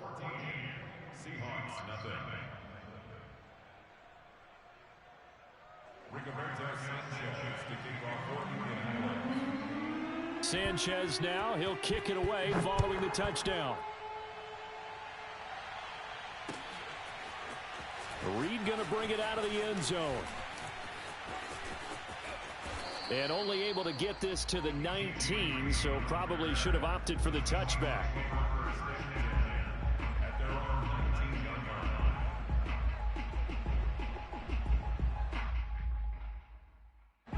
Here's the Seattle offense ready to get this drive underway.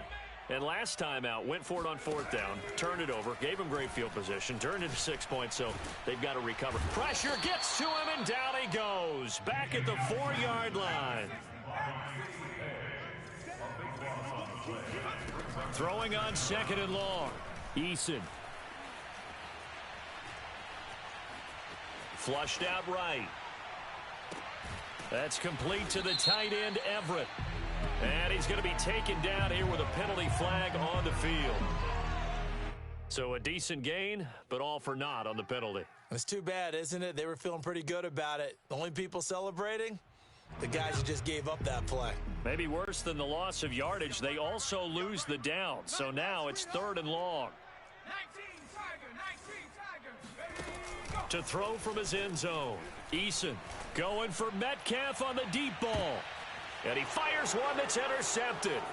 Picked off at the 48. Able to avoid him at the 40. And this one will be returned to right around the 38-yard line.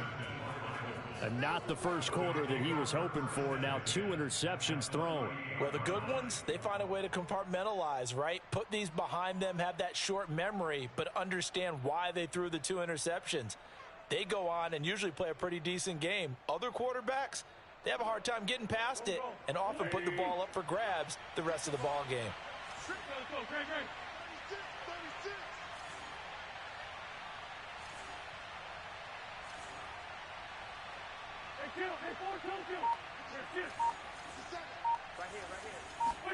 So after the INT, here's Wentz. This will be swung out wide for Taylor. And he is out of bounds inside the 30. Nice little nifty play for him there. Yeah, that's the ability to read a defense and utilize players that don't often get picked up in coverage easily. And I'm talking about being able to use the backside of the backfield. Because I know that when I used to cover, hey, we got everybody oh, he just snuck out there, and they just got a nice first down there. What do we love to say? Get those backs into space. And it'll be intercepted. Picked off by Jamal Adams. And the Seahawks are going to take possession here. It's a touchback, and they'll take over at the 20-yard line.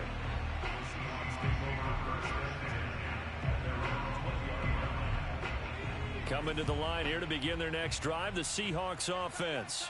And following the interception, just any interception, are you a little bit more cautious when you start that next drive, or no, you just throw that out the window? I think you are. I don't think that there's any way you can run back out there and go, totally didn't affect me. Let's just go ahead and be loose with the football again. You're going to take care of it, but you have to be careful about being too cautious because now you can't run any offense at all. Still want to attack. We'll see how they attack him here. They'll try again from the 20 on 2nd and 10. Eason. Rolling to his left. And he's taken down. Back at his own 7.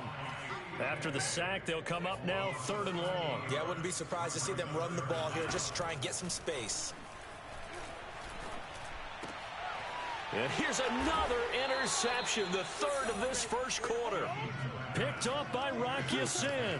And they'll take possession already in the red zone and in a great spot to add points to the scoreboard. And, Brandon, how many times have we seen a defense with a lot of field behind them get even more aggressive, right? They feel like they've got them not pinned down, but in a favorable spot for them, and they took advantage of it there, got a nice interception, and set up their offense in great shape.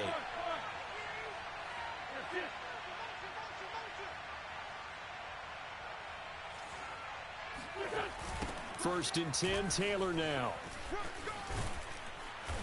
And he'll go down here at the 12-yard line. Give him 5 on the carry there, and it'll be 2nd down. All right, Brandon, I know we're in the early going here, but those kind of runs, they're going to open up a world of opportunities for this offense going forward. 2nd and 5 now. Wentz. Flush to his right.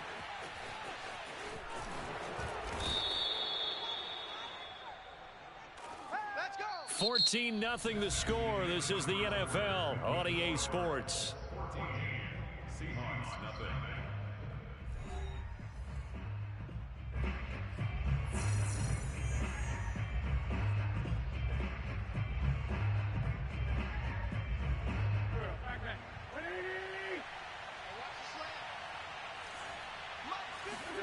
Throwing now is Wentz.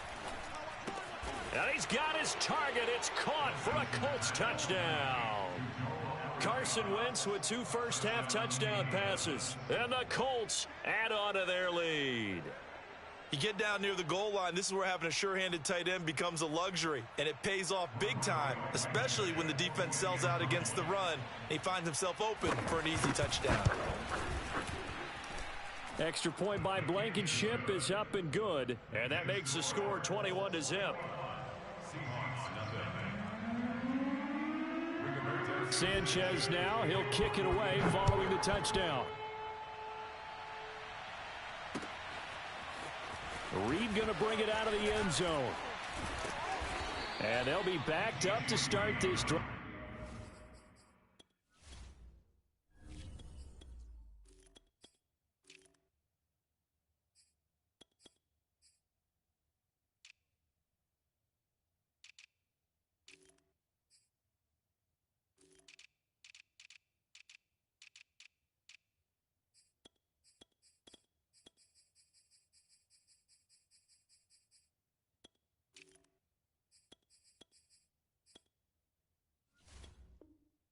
As he's taken down right around the 15.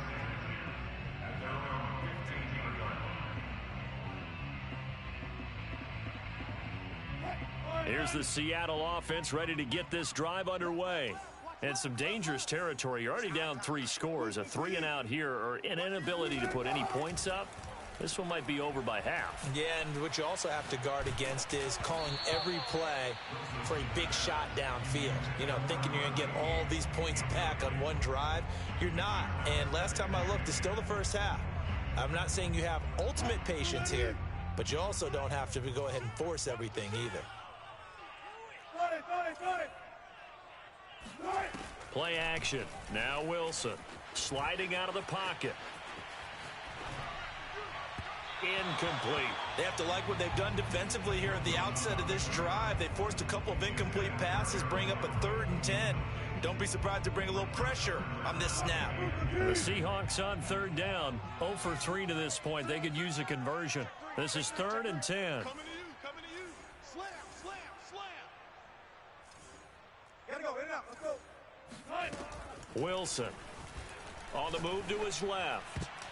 And now another one thrown incomplete. And he is such a tough quarterback to defend because you got to remember, arguably, he's more dangerous outside the pocket than he is in it. But how about the job they did defensively to stay with the receiver and knock the ball away?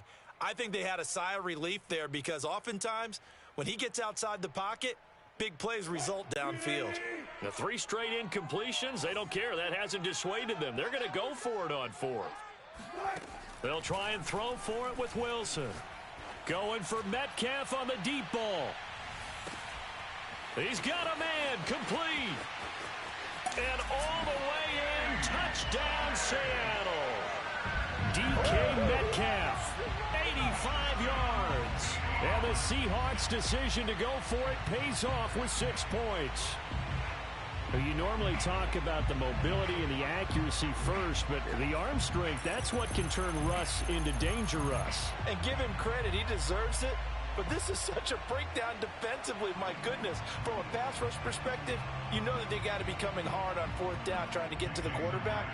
But from a coverage perspective, how do you not see that play developing? And it turns into a touchdown. Extra point up and through by Myers. And the lead will be cut down to 14. Seahawks 7. Jason Myers to kick off. And after the touchdown, here's Myers to boot it away. Very short kick. This will be taken by one of the up men.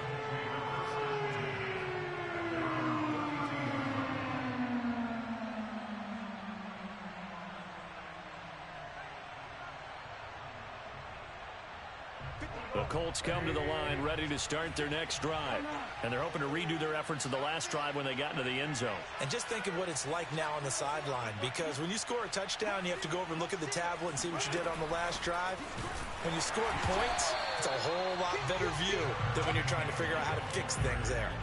Well, I think the hope is, with a touch pass like that, maybe you catch the defense off guard, but they were all over that one. And it is the kind of play that works better against certain defenses, and this clearly was the wrong one to run into.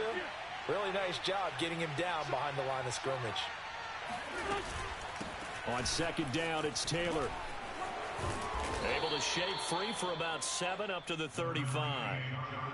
On a 2nd and long, it's really nice to see an offense that has enough confidence to run the football in that situation. I think that goes back to their practice and game planning. They've seen things that they've seen on tape and in previous games that led them to believe that even in a long-distance situation, they can still run the football and gain enough yardage to put themselves in a good spot on 3rd down. And he's going to be taken down at the 39, clearly short of the first by a few yards. Call it a gain of 4, but not enough. The punt team going to need to be summoned here on 4th down.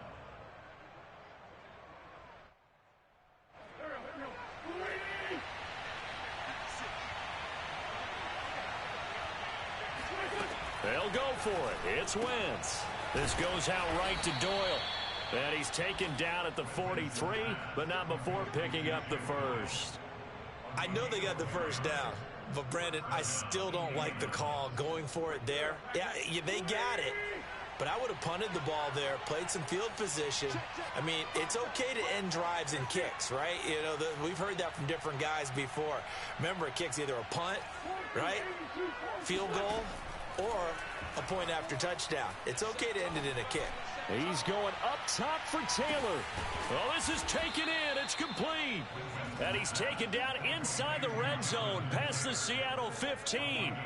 A big play there for Indy. Well, you don't have to be a genius to watch this game and figure out they've had plenty of success moving the football here in the first half. We've seen exhibits A, B, C, and right on down the line, haven't we? Yeah, we just saw exhibit Z right there. They'll run on first down. It's Taylor. And he takes this one in for a Colts touchdown. Jonathan Taylor with his second touchdown here in this first half. And the Colts, they add on to their advantage.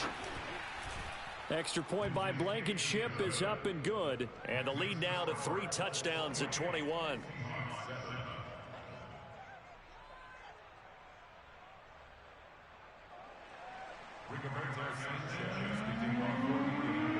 Sanchez now, he'll kick it away following the touchdown.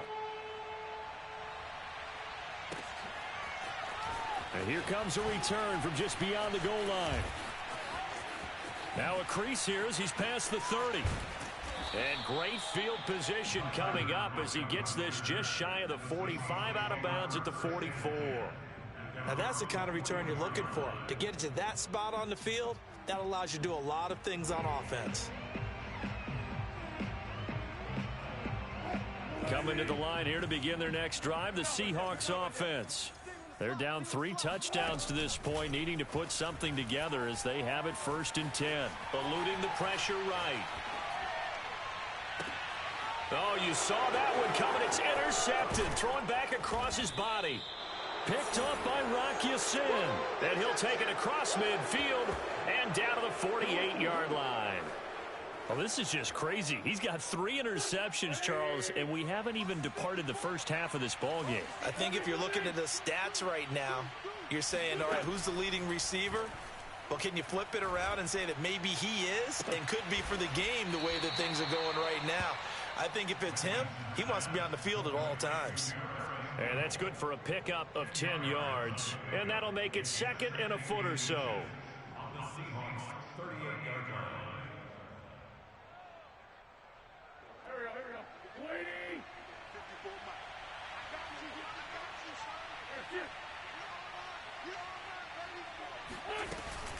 Wentz going to give this to Taylor. And he's going to be met at the line of scrimmage and taken down. Not enough there for a first. No gain, as a matter of fact. And it leaves them at 3rd and 1. And I see an extra defensive back on the field. Little surprise here on 3rd and 1.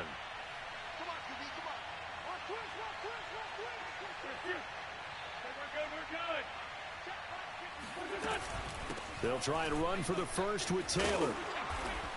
And he will be knocked down hard, but he will have the first down. Line of scrimmage, the 31 now on 1st and 10. They'll fake the give to Taylor. Now Wentz. They'll roll him out right. That's going to be caught. Touchdown, Indianapolis. T.Y. Hilton. As the first half is winding down. And the Colts will extend their lead here just before halftime. Blankenship out for the point after.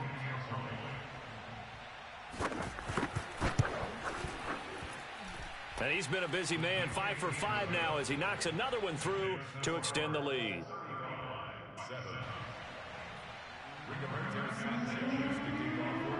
So not much time to speak of remaining in this first half as the kick's away. This taken in at the goal line. And his guys will get the football right at the 20-yard line.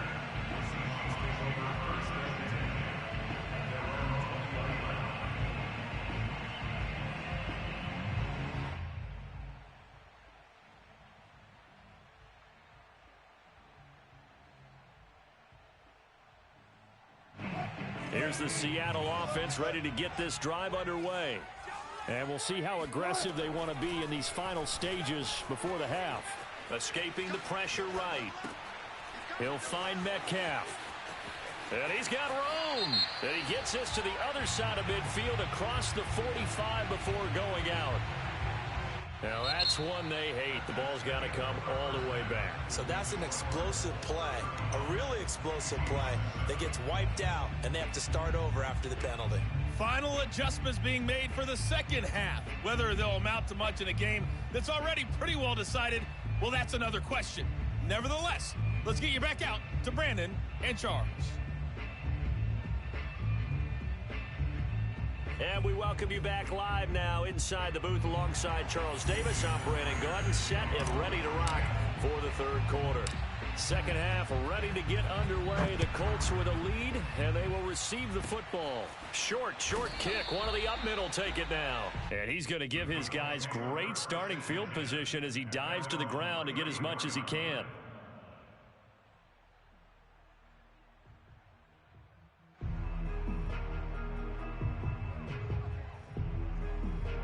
The Colts come to the line ready to start their next drive.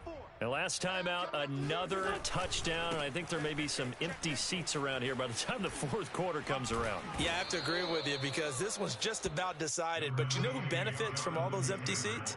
You and me, trying to get to the airport. The roads will be fairly clear by the time we have to leave the booth. Here's second and a yard. Watch the run. Like 56. Shotgun now for Wentz. To the right side, complete to Taylor. And he'll be brought down at the 48-yard line. Well, they certainly had success throughout this contest, getting him the ball in the passing game, and there he picks up another first down. Whatever they saw going into this one, they've been able to capitalize on it, and no adjustment has been made to take it away. Buying time to his left. And that's going to wind up incomplete. However, we do have a flag down. Let's check in with our referee. So he was past the line of scrimmage when he threw it. And as they say, that's a no-no. Got to be able to understand where you are on the field and not cross the line before throwing the ball downfield. Wentz going to throw. Throwing the out route incomplete. That's Doyle. And that'll wind up moving the chains again as the tackle's going to be made at the Seahawks' 29-yard line. Well, I certainly don't want to pile on, but this defense has just not been up to the challenge in this game, and this continues as we see here. Coverage, not been very good, soft in spots. There's an easy throw and catch for another first down. On first down, it's Taylor. And they move this all the way down to the 9. Two big plays in succession. Not sure this D knows what hit him, but now they got to get ready. It's first and goal. Taylor. And finding room to work, he's down to the 2-yard line. 74 yards for him on the ground now as he has been terrific here this afternoon. From the 2 now, second and goal. You're trapped. Mike's 5'4", Mike's 5'4", Mike's 5'4". Throwing his Wentz. Toward the end zone, but that's going to wind up incomplete. Not only did they drop what looked like an interception in the end zone, they blew a golden opportunity to shift the momentum. Third and goal as they look to pour some more salt in the wound. Lefty. Yeah. We don't want none. And he gets halfway there down to the 1-yard line. Only a yard there, so it brings up fourth and goal. It went for broke on third down, and it would have really lit up the sideline if that one had worked. What do they do now on fourth down? The offense is staying out there. Here we go on fourth and goal from the 1. They'll run for it. It's Taylor. And he'll get into the end zone. Touchdown, Indianapolis. Jonathan Taylor taking it in from a yard out. And the Colts have got it on cruise control. Extra point by Blankenship is up and good. And the lead will swell by one more.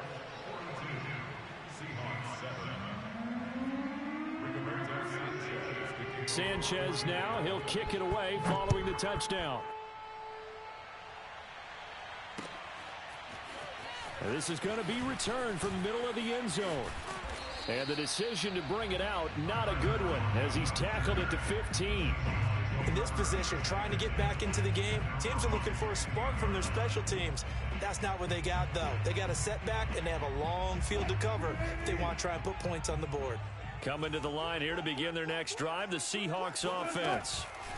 Trying to shake off the interception from the last drive. He'll look to throw. Going for Metcalf on the deep ball. And that's caught inside the 35. And all the way down to the 29. It's a big play there for Seattle. Every defensive staff harps on limiting explosive plays. Job not so well done there. Yeah, they talk about it all the time. A lot harder to stop, though, isn't it? And when you think of an explosive play, most offensive staffs define them as passes of 20 or more yards and runs of 15 or more yards. They went zooming past that number there. He's got his man. That's Everett, the tight end. And he's brought down after a very nice gain.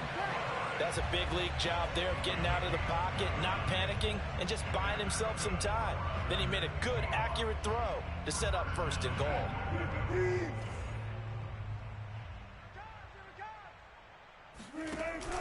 Penny will try to punch it in. And he is not going to get through here on try number 1. They stop him at the goal line.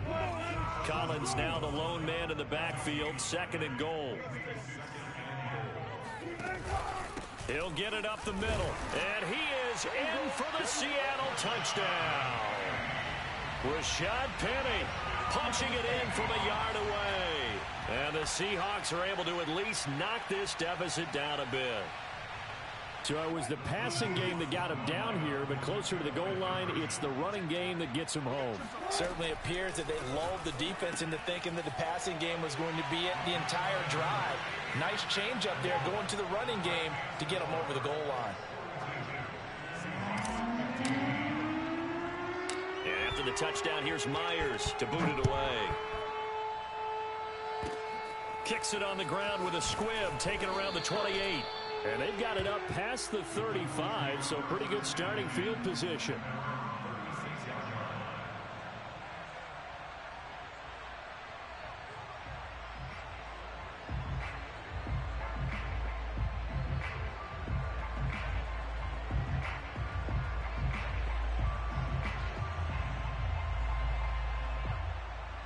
The Colts come to the line ready to start their next drive. This offense, thankful, I'm sure, to have the football back, but also, Charles, after a long drive of their own, they've got to be a little weary. Yeah, I would agree with that, and what you have to do to combat it, try and get fresh legs in where you can, especially the skill positions. And then for the offensive line, instead of attacking, maybe slow the tempo down a little bit, let them catch their breath. Second down, another run with Taylor. And he'll muscle his way up to the 43 for a pickup of right around 5. 5 yards on the play. And it's 3rd down. So they'll get a little extra time to come up with his 3rd down play as we've played 3 quarters. We'll return with more after this break. You're watching the NFL on EA Sports.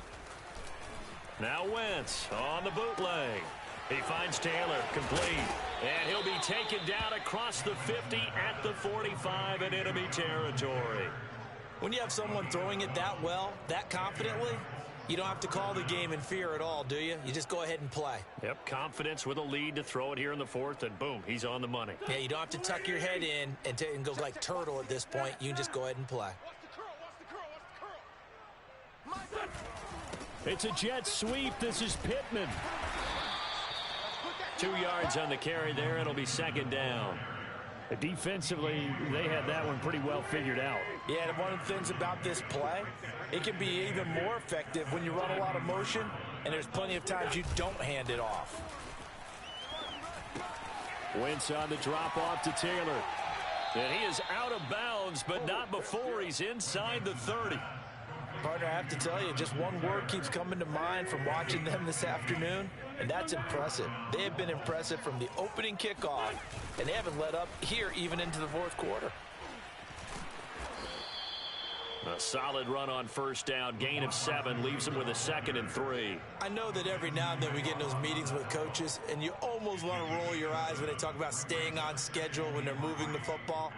But would you say a 7-yard run is ahead of schedule? Fourth quarter with the lead, you love that, don't you? No doubt about it, because staying on schedule is trying to get 4 downs on first down. They did that, +3. Throw left side here, complete to Campbell. And he'll get him inside the 15 down to the 14-yard line. I like watching the wide receiver screen because it's a real teamwork play. Because guess what? The guy catching the ball, he'll get off, but how about the people up to block in front of him, either fellow receivers or offensive linemen? That makes that play a really nice timing play, and sometimes it can break big.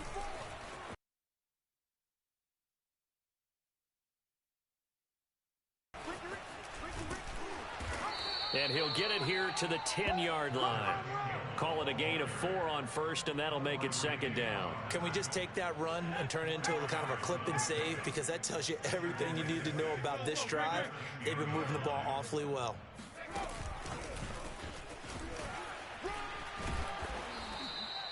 That play gets them 6 yards and sets them up with a 1st and goal. Historically, this is such a tough, loud venue, but you can hear a pin drop right now. A lot of fans long gone, not used to seeing a lopsided score like this. And he's maybe going to get this back to the 4, but that's about all. No gain on the play that time, and it sets up 2nd and goal.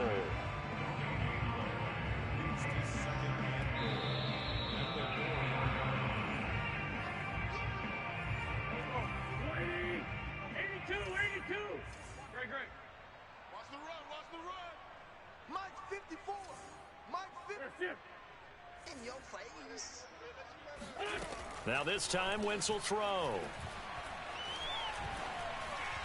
Oh, not sure he saw the linebacker there as that's batted down and incomplete. That's a nice job there because you've got to play the ball, not the man when in coverage. That'll keep you away from a lot of needless penalties, and he's able to knock that one away.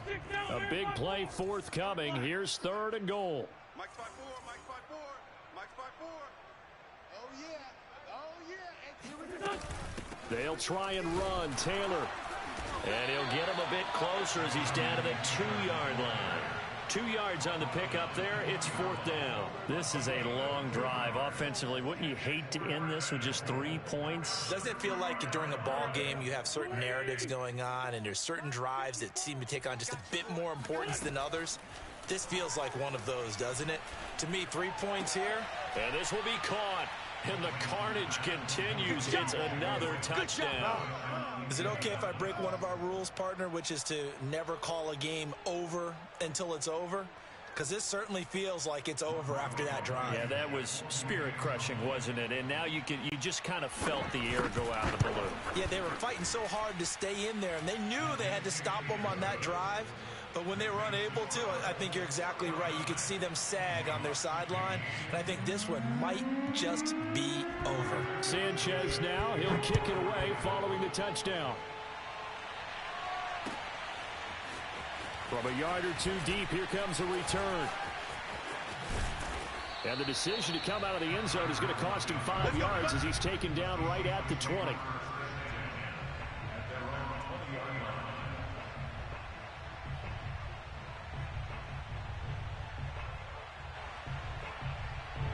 Here's the Seattle offense ready to get this drive underway. They are just obviously getting shellacked here in this one, Charles. What's the message if you're a coach for this final drive in a lopsided game like this? It's caught inside the 25. And he's across for the touchdown. Too little, too late. But he does get in for 6.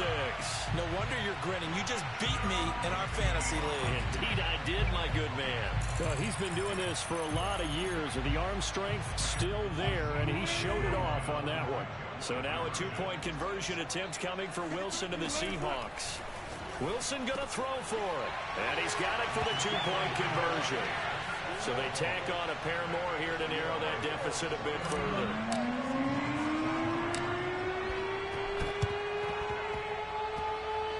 This is going to be taken in by the Colts. Now they're down big here in the fourth. They had to try the onside kick. Can't fault them for the effort at least. No, you can't at all. And if nothing else, now you've put something that you're trying to practice, right, that you've worked on into a game situation, and now you can go back and dissect it. So if you need it again sometime, maybe you'll find a better way to do it. But, yeah, this game's pretty much done for them. And just 1 yard here from the 49 to the 50. Now the Seahawks going to use the first of their timeouts as they'll talk things over prior to this upcoming second down play.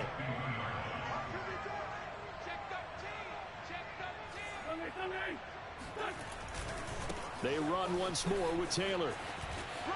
And he's got some space here. And he takes this one down almost all the way to the 30.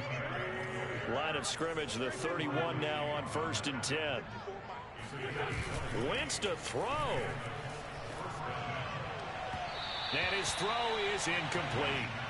They're still throwing the football here. Now, obviously, the incompletion stops the clock. That's a bad thing. Feels to me like they're just keeping them honest on defense because you know they're going to stack the line of scrimmage and try and stop any type of a running play. Short little passes may work in exchange of running plays. Keep the clock moving, keep them moving. I guess you're right. If they can get some first downs, just as good as running the football. They'll get this off to Taylor. And he'll head out of bounds inside the 10. Mark him down at the 9. A lot of times the key is just get him the ball and let him do his thing, and they got it out to him on the left side, and he did exactly that. Excellent run after the catch. I got you, punk. Hey, one set. Check Mike 54. Mike 54. They'll try and run for it on 1st and goal. And maybe a measure of revenge there. He's had his way in this one, but this time they get him behind the line. It's a loss of a yard there, and now 2nd down. The Colts going to use the first of their timeouts. That'll leave them with 2 remaining. We'll be back after this.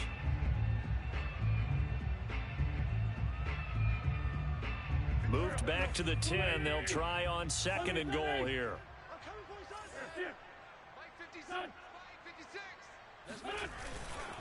Again, it'll be Taylor. And he'll be stopped just outside the 5 at the 6. Big play coming here. It's 3rd and goal. Now the Seahawks call the second of their 3 timeouts as they'll stop it with 17 seconds to go in the game.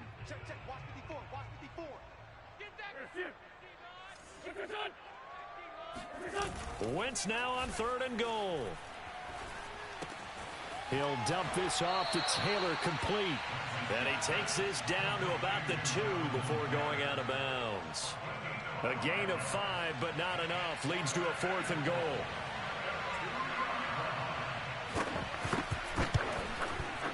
And this one is right through. And that will extend their lead even further.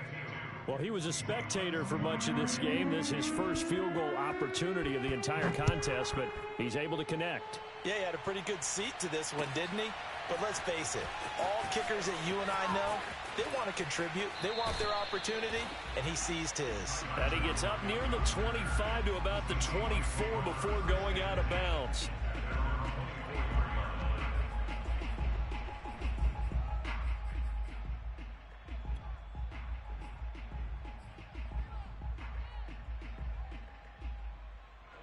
Coming to the line here to begin their next drive, the Seahawks offense.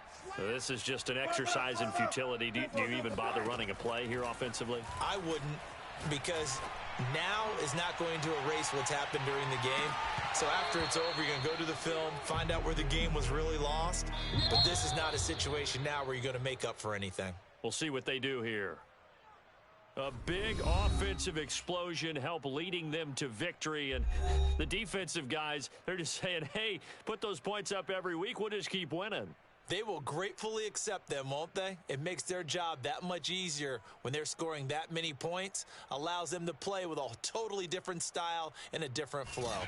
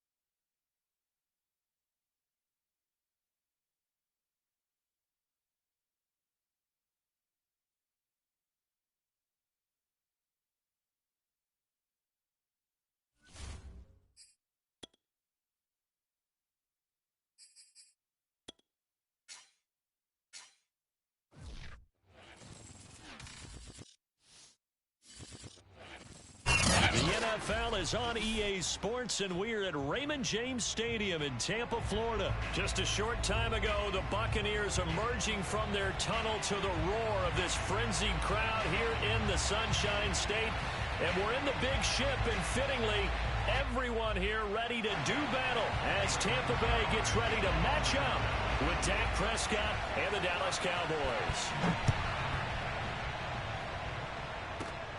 Fields this way up at the 17. And they're going to start this drive in pretty good shape as they get it up past the 30.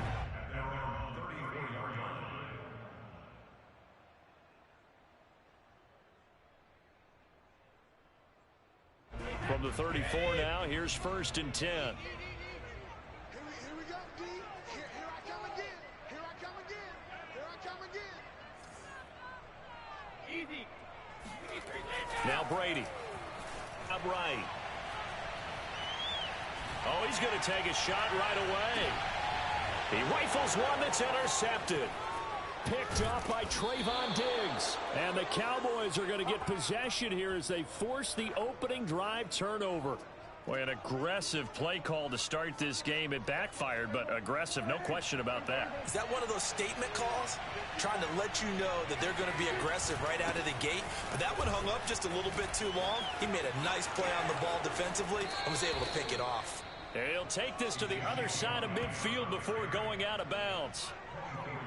Got to give a nod of appreciation to some of those guys up front over on that left side. Several key blocks sprung him. No appreciation for the guys from the backside that didn't allow any leakage and anybody to run him down from the backside. They're at the kids' table. Okay, so front side guys, good. Yeah. Backside guys, man, that's what you're supposed to do. I've had better. Okay, either way, worked out quite well, didn't it? A nice sizable gain.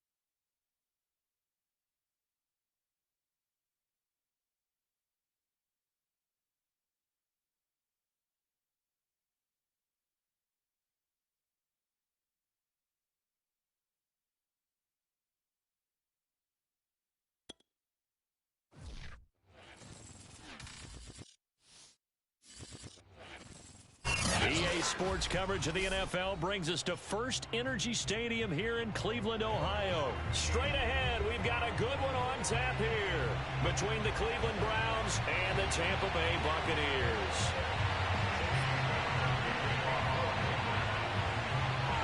Here's the former Illini kicker Chase McLaughlin to get us started. And off we go from Cleveland. Fielded right around the 8. And he'll get it up just past the 20 as his guys will go to work at the 21-yard line.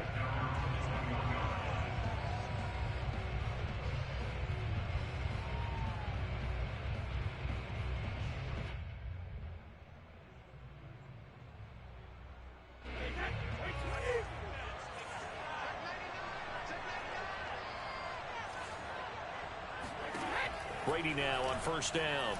Rolling to his right. Open man, Gronkowski complete.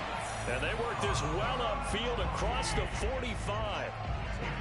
Press coverage on the outside, and for defenders, that's the ultimate risk-reward. If you take the risk, can you reward yourself by keeping them on the line of scrimmage? But no, not on that one. Got the step on him. Now it's just a matter of laying the ball out there for him to go get it. So one play, and they're already just shy of midfield. Here's Brady. And he's taken down. This will be a Brown sack. Gotta hope that's not a sign of things to come as they face an early second and long. Another try after the first down sack. Brady, he'll air this one out deep for Perriman. And that's caught inside the 30. And he goes down, but not before getting this inside the 25. A big connection on that one. 39 yards.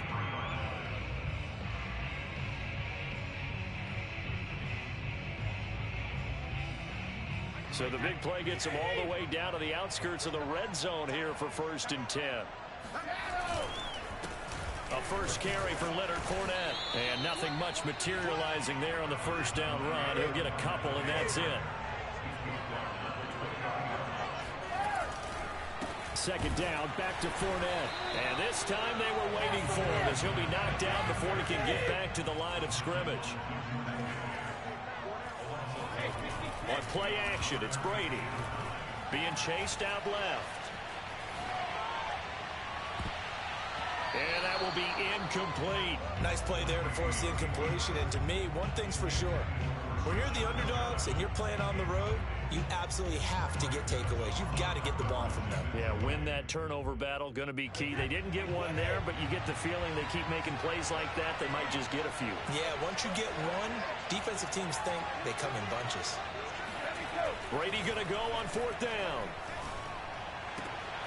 Looking for Evans, and it's intercepted.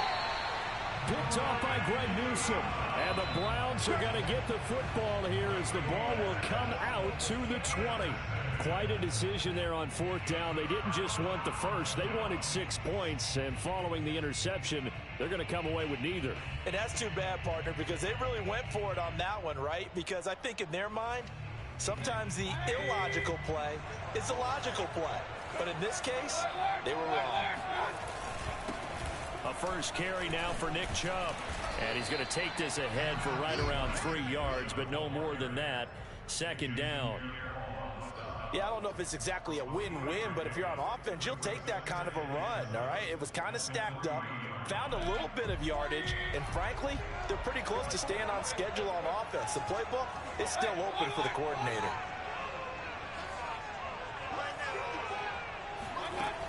On 2nd and 7, Mayfield. And it's hauled in by Austin Hooper. And he's taken down, but not before reaching the 20.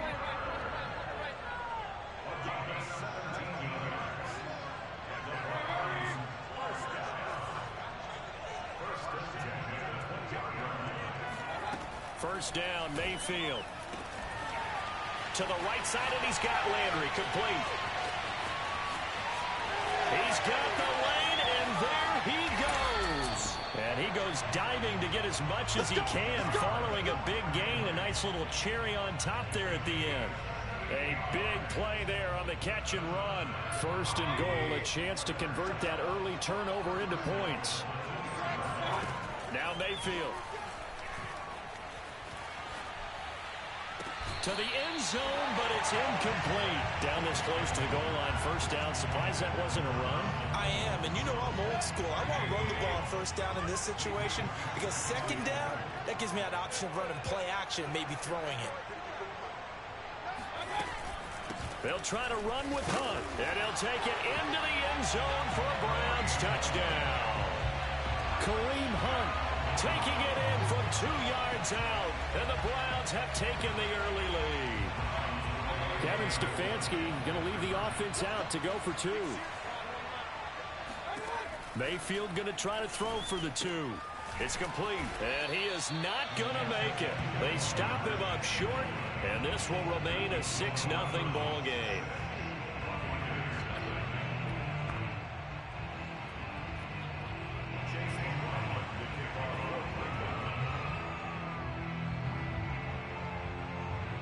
So they went for 2 and failed. They didn't use him on the PAT, but now he boots this one away with a 6-0 lead. From the 10. And not much happening on the return as he'll get this to about the 23.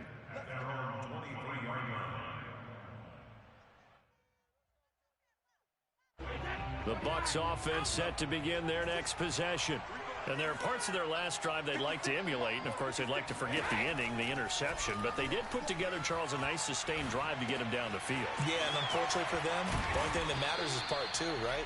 Because once they threw the interception and finished off the drive, that does them no good to go back and say, well, you know, we had a good one going. Finish things off. That's the only way you can get it done. Looking to throw again on second down. Brady. This one swung out here to Jones.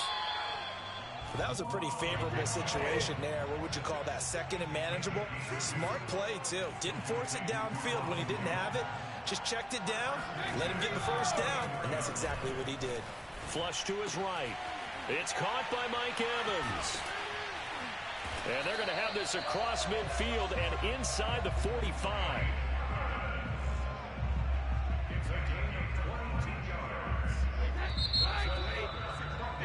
6-0 our score after 1.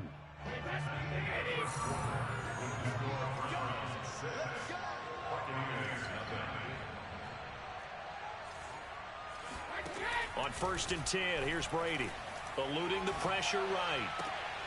And that's complete. It's Chris Godwin. And that's good for a pickup of 10 yards. And that'll bring up a second and just about a few inches here. So that's now 4 completions in a row. A good bounce back following the interception last drive. Not letting it affect him, that's for sure. And we all know interceptions are going to happen. So the big trick, don't let it affect you going forward.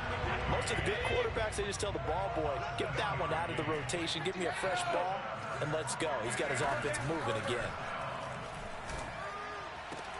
And he's into the end zone. Touchdown, Buccaneers. A great effort there. 28 yards. And the Bucs are just an extra point away from grabbing the lead now. Ryan Suckup on for the point after. He's got it, and they take the lead at 7-6.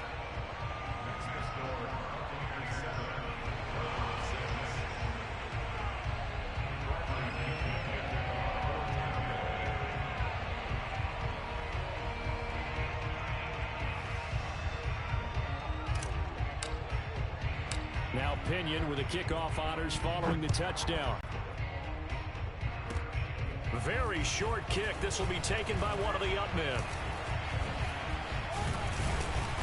And they're going to wind up with pretty good starting field position as they get it up past the 35.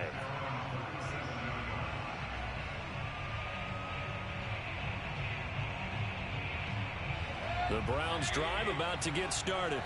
They had to go a long way on their last drive to score the touchdown. This time they get at least a little bit more of a cushion with field position. I have to think that with this field position, after what they did on the last drive, they might want to take a shot right now and try and cut down the length of the drive.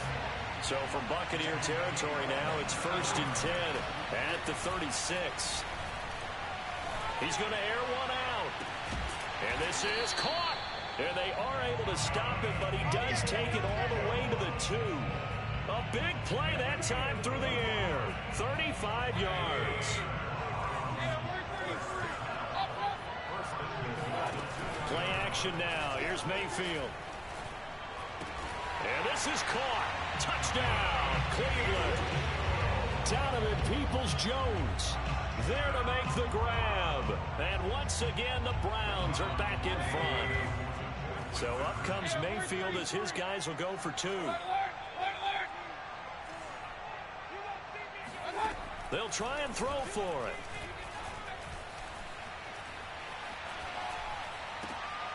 And this is going to be intercepted.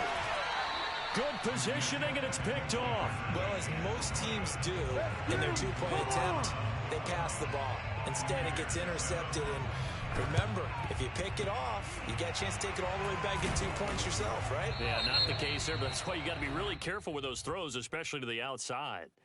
So they hit the ball before it went 10 yards. I know that's tough, but you got to stay disciplined. It is difficult because you're so eager to go get the football. It's that type of a play, but you're exactly right. Have to have the discipline to let it go 10 first.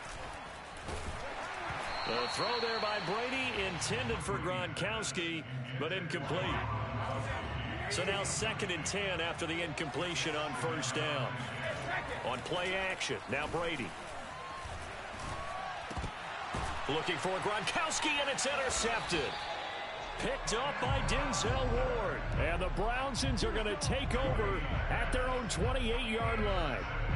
Mayfield going to lead the Browns up now, 1st and 10 at their own 28-yard line. They'll try and start this drive in the air. Escaping the pressure right. And he gets this up across the 35 before he's out of bounds. He'll wind up getting 9 after tucking it and running, so it'll leave him with 2nd and a yard.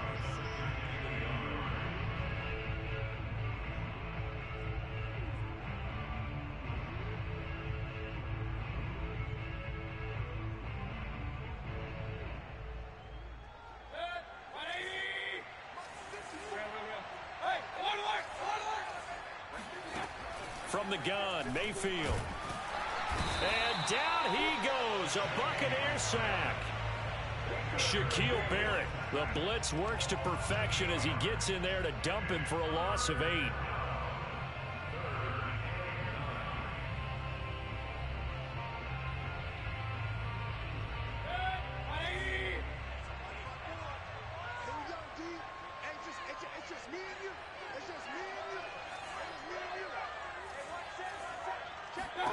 On 3rd down, Mayfield. He rifles one, and that's going to be intercepted. It's the Pro Bowl cornerback, Richard Sherman. And they will be set up now as he brings this thing all the way back inside the 20. You're looking there at a defensive back who's maybe a step slower than he was when he came into the league a decade ago. I know I questioned his speed coming into the game, but what he's lost in speed, he's more than made up for it with intellect. And that's a great job of knowing how to position himself to make that interception.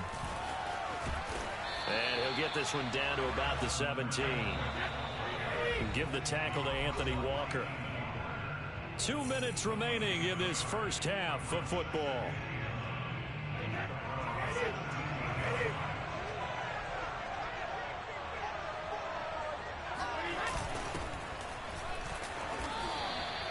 It's a 4-yard pickup there, and it leaves him with 3rd and 5.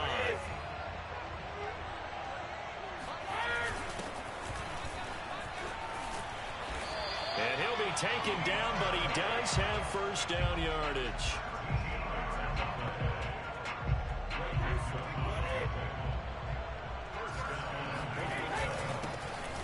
And he'll take it into the end zone. Touchdown, Tampa Bay. A great play there. Taking it in. And the Buccaneers have once again taken the lead. Extra point up and good by Succop. And the lead is now 2. Buccaneers 14.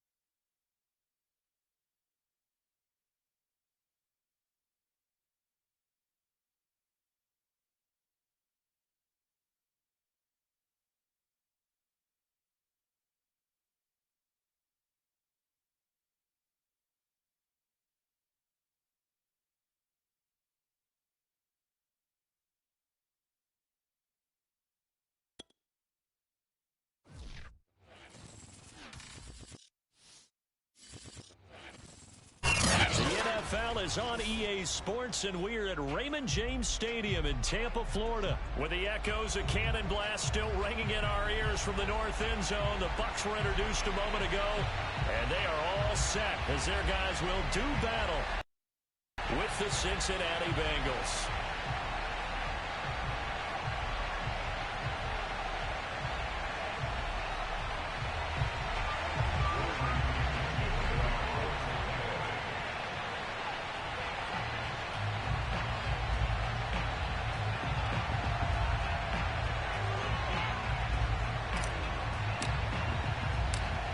Here's the punter, Bradley Pinion, on to get us started. And off we go from Tampa.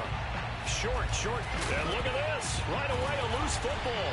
And it's picked up by the Buccaneers. And his guys are going to take over at the 31-yard line. And careless with a football there on the kick return. And one thing I love about going to practices is trying to get around coaches and hear their catchphrases and what they really emphasize. We haven't been to a single one yet this year where a guy fielding a kick, you don't hear, tuck it away, tuck it away, tuck it away. And this time, they turned it over. Ball security eluded him. 2nd and 6. No, scratch that. 2nd and 7. They fake the handoff. Now Brady. That's caught by the big tight end, O.J. Howard. And down inside the 15 he goes. Nice idea, nice concept there. Line him up on the left side of the formation. Let him sneak his way across. Coming back underneath. Put it in his hands. Let him get a few more yards after the catch, too. Great way to utilize a tight end on the drag route. And he'll fight his way down inside the 10 to the 9-yard line. Give him 3 on first down. It'll set up a 2nd and 7. And from the 9, they get this to the 5-yard line. A couple extra tight ends in the formation here as they line up 3rd and 2. And they're going to mark him down short, maybe by about a yard, if that. And on their first drive, the offense staying out there. They're going to go for it on 4th. And he'll be taken down, but he does have first down yardage. Almost feel sorry for the kicker here because you know he wants to go out there and contribute. But they keep saying, stay on the bench. I think it's just simply a matter of a head coach saying, I believe more in my guys with the football than sending you out there to kick it. Well, he wants to make a big statement here on the opening drive, and a statement. And he's into the end zone for a Tampa Bay touchdown. O.J. Howard. Excellent work there to get in on the touchdown run. And the Bucs have taken a first-quarter lead. Extra point put through by Succop, and it's now a 7-0 game.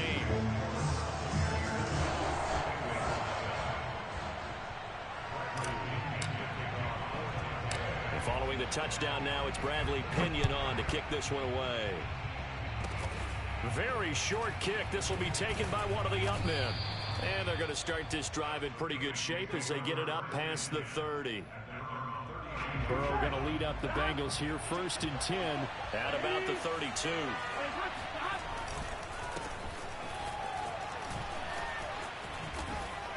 And able to get this one across the 45 before he's brought down. We often give credit to the O-line there. 2 tight end formation. Those tight ends block pretty well also. Yeah, that's one of the most dynamic positions in football now. The tight ends who can block at the line of scrimmage at the point of attack, and they can also get downfield and catch the football. Now a throw to the end zone on first down, but it winds up incomplete. Well, they've got man coverage on the outside, and my scouting report on these DBs tells me that they love to take matters in their own hands. They want man coverage, not zone. And the Buccaneer pressure too much. Down he goes. So that'll leave Burrow and the Bengals with a 3rd and long after that sack we just saw.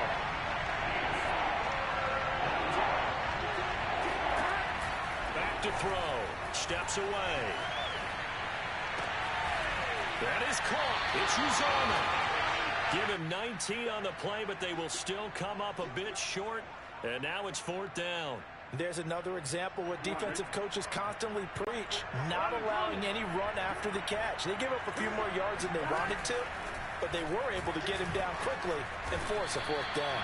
And Burrow going to slide to the ground as he does pick up the first down. Remember, that was 4th and a full 2 yards. There's a big difference between that and 4th and maybe 6 inches or a yard. Yeah, you're exactly right, because when it's that 6 inches, you just fall forward and you pick it up, right? You just go quarterback sneak. But having to move bodies, that means you actually have to execute because they know what you're going to do. How are you going to make the right play call and get everyone into the right spot? Into a sea of defenders and intercepted. Carlton Davis picks it. And he's free going down the left side. It's a foot race. And it's a pick six. He brings it back to the house for a Buccaneer TD. And this defense looking like they have come to play the pick six. And just like that, it's 13-0 early on. Well, go back with me to our training camp visit. What do we hear during these drills? Pass. Ball's in the air. And then my favorite. Ski. That's the interception. That means everybody finds someone to block them legally. Stay on your feet. And they get it done. Touchdown.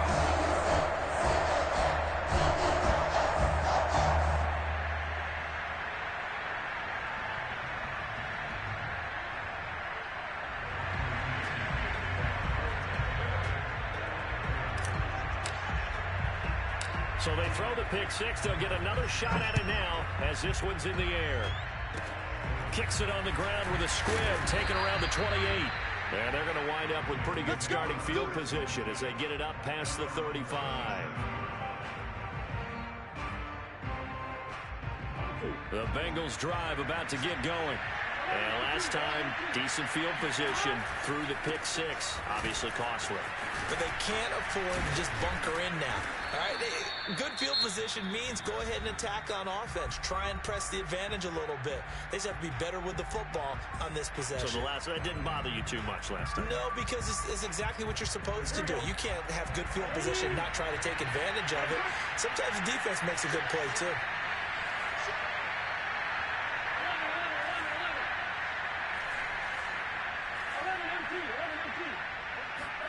Now Burrow on first down. Flushed out right.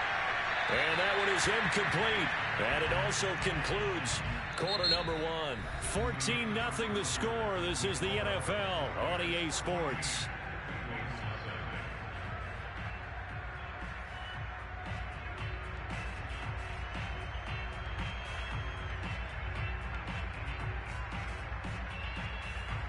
An incomplete pass on first down. That leads to a 2nd and 10. Burrow going to fake to mix it and now look to throw.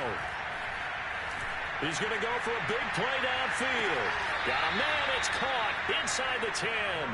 And he will reach the 8-yard line before going out. A big connection on that one. 37 yards.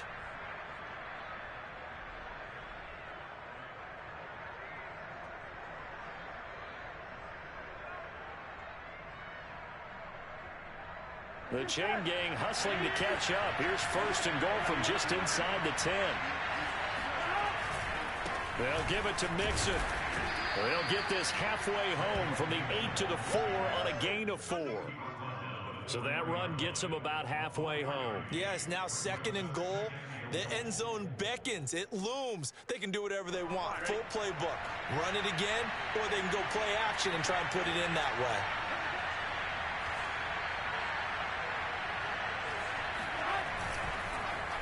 Mixon again. And he will push his way forward down to about the 3-yard line. Calling a gain of a yard as they get a little bit closer here. It's 3rd and goal.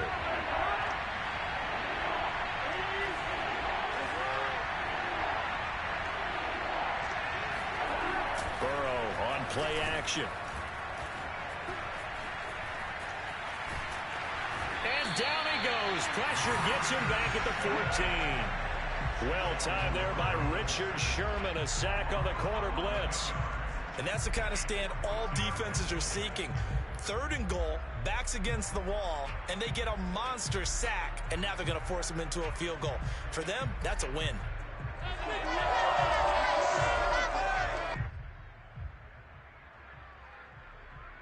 The offense stays out there. A big challenge here from this far back, but they're going for it on 4th and goal. They'll try and throw for it with Burrow. Flush to it, and he's going to have to eat this one as down he goes. He couldn't get the ball away on 4th and goal. And the Buccaneers defense holds, and they get the football back. The Tampa offense ready to get their drive started. I remember a coaching friend of mine used to tell his running backs before games, make sure you run and jog with your offensive line in pregame. Get used to the ground shaking when those big behemoths start to create space for you up front. He did a pretty good job of just following those guys through there for a nice explosive run. Fournette once more on 2nd down, and he'll be brought down right around the 37. 2nd and inches is oftentimes an invitation for an offense coordinator to take a big shot downfield because he feels like he can come back on 3rd down and pick up the 1st down. But sometimes you just don't want to break tendency. Stay with what you are, stay with who you know, and go get the 1st down. That's exactly what they did. Fakes the give to Fournette. Now Brady. He'll buy some time right. Letting one go deep here for Gronk. And this one is incomplete. Well, when you've got a tight end who can run, you've got to give him a shot to unlock the defense. Want to see what they can get, taking the big shot downfield. That one winds up incomplete. On 2nd down, here's Fournette. And this winds up a pickup of 2, maybe 2.5 to about the 39. Pretty good little 2-play sequence there. You force the incompletion, then a very short pickup. Yeah, now maybe you bring in an extra defensive back or 2 because you want to try and defend on 3rd down. They like to play those nickel or sub packages, don't they? Throwing is Brady on 3rd down. And that is knocked away in the middle of the field and incomplete. Receiver coaches preach to their guys all the time. Separation, that's what's going to make the play successful. That time there was very little, and I think they were actually fortunate that it was only knocked away and not intercepted. This offense converted once on 4th down earlier. Now they're out there again to try once more. Brady to throw for it on 4th down. And he'll let one go deep for Howard. This is caught inside the 15. And they're going to have this way down in Cincinnati territory. From their own territory, an incredible play on 4th down. On the defensive side of the ball, that's the definition of frustrated. You get them to 4th down, and then you allow a chunk play like that in the passing game. Almost felt as if that play was drawn up in the dirt on the sideline. They pulled that from a game plan that wasn't this game, and they still made it work. The Bengals going to use the 2nd of their timeouts as they'll stop it with just over 40 seconds to go in the 1st half. On 2nd and 12, Brady. Nowhere to go here. He lost the football. Much like a running back going through the line, quarterbacks have to be aware of protecting the football as well. He left it exposed that time, wound up having it knocked free, but fortunately, had an alert teammate who was able to get it.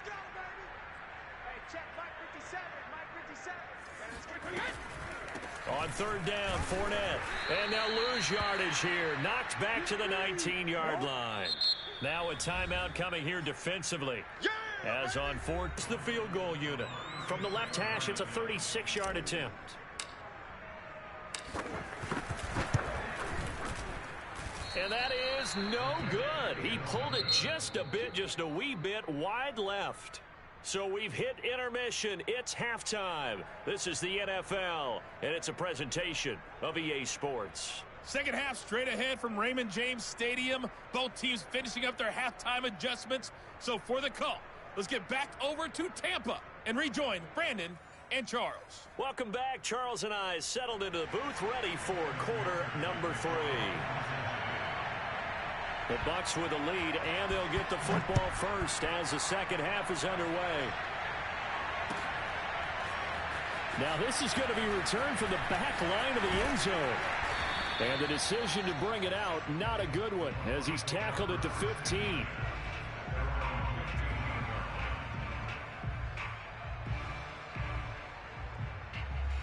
The Bucs offense set to begin their next possession. 2nd half beginning with a run from Fournette. And this has been a familiar sight all afternoon as they stop him behind the line. After the loss to start out, here's 2nd and 11. They'll run it again with Fournette. And he goes across the 20 to the 22. 8 yards there on the carry, and now they're left with a much more manageable 3rd and 3.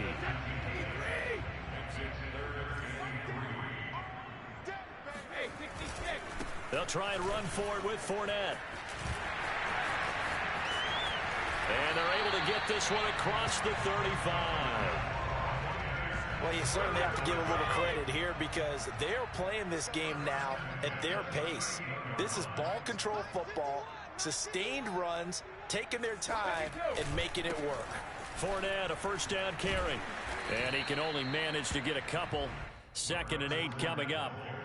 Certainly a nice job there by the defense rallying to the football and getting him on the ground. But I think the play gets made by the defensive front because if they can't get upfield, their job is to go ahead and get low, almost get into a ball sometimes, stack things up, and make it difficult for the runner to find a hole. Officially no gain on the play, and they're left with a 3rd and 8.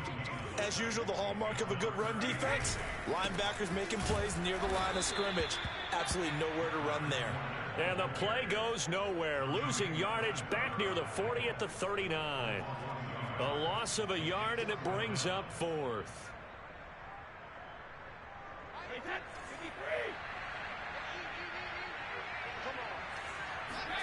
They'll go for it. It's Brady. He's going to look deep for Perriman.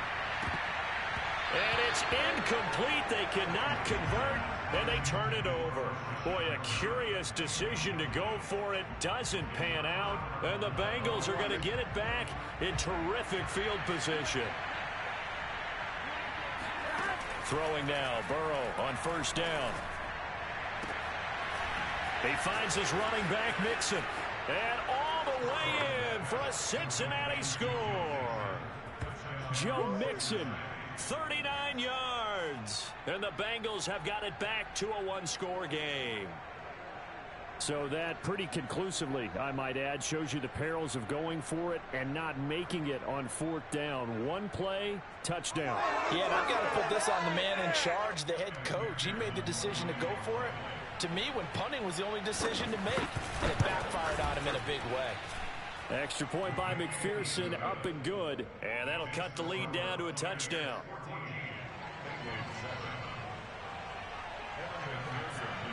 So after the made field goal, here's McPherson to send this one away. Well, from deep in the end zone, he's going to bring this out. And not a good return here at all as they'll be forced to start at the 12-yard line.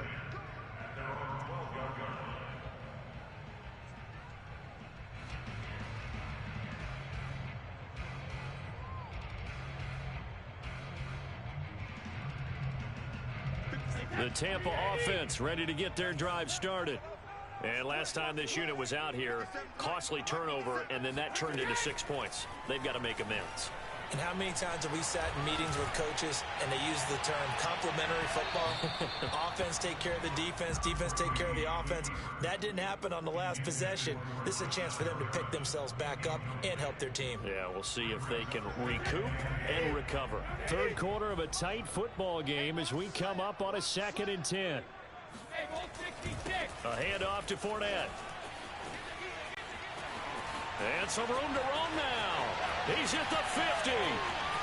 He's at the 30. 10. And he's into the end zone. Touchdown, Buccaneers. Leonard Fournette, which for a big back, he can cover a lot of ground, and he showed off the athleticism there as he broke off a big one. Extra point up and good by Succa. And it's now 21-7.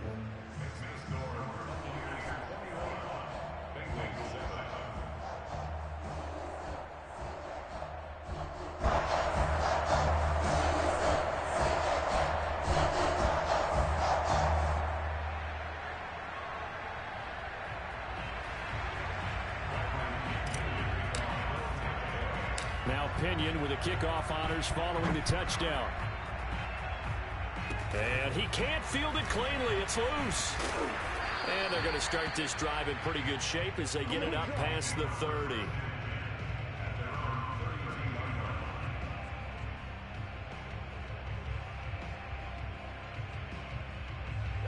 The Bengals drive about to get going. I guess they have to feel a little gratified to at least get on the board last time, but still work to do. No doubt about it. I wonder now if they're going to try to increase the urgency a little bit, maybe pump up the pace, maybe go 2 minute. Who knows? Let's see what they decide to do. Now the first play of the drive there is incomplete. Had an open man that time, but ended up putting a little too much heat on it, don't you think, partner? Absolutely. Just needed a touch more air under it. Instead, he fired an absolute bullet. The 2nd and 10 now as we roll along in the 3rd quarter from Tampa. Burrow will throw. He will find his man Chase complete. And all the way in for a Cincinnati score. Jamar Chase. 68 yards. And the Bengals able to get this back within a touchdown. I think it's fair to say there's nothing that gets a crowd to its feet quite like a big play, and that was something special there. Boy, was he moving.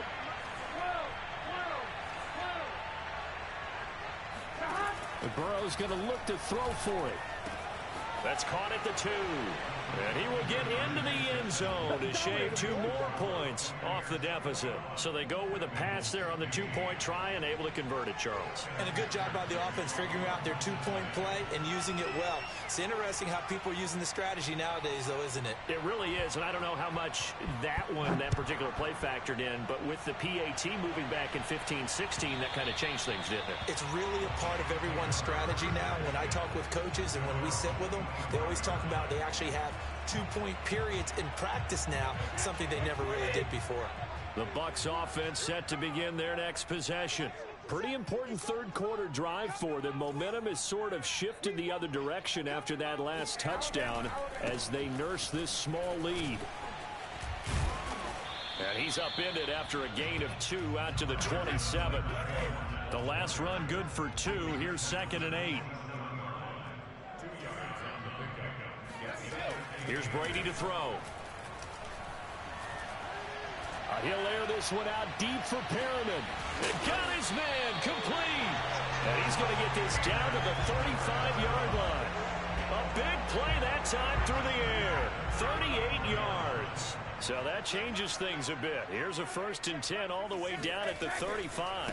A handoff, Fournette running left. And this will be a gain of 5 as he gets it to the 30.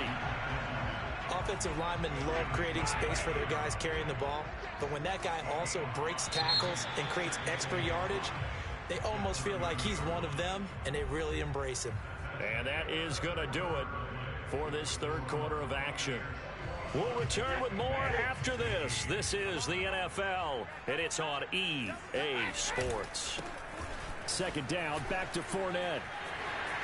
And some room to maneuver. And he's brought down, but not before he reaches the 8-yard line. And even 150 yards rushing for him now as he has been tremendous all day long.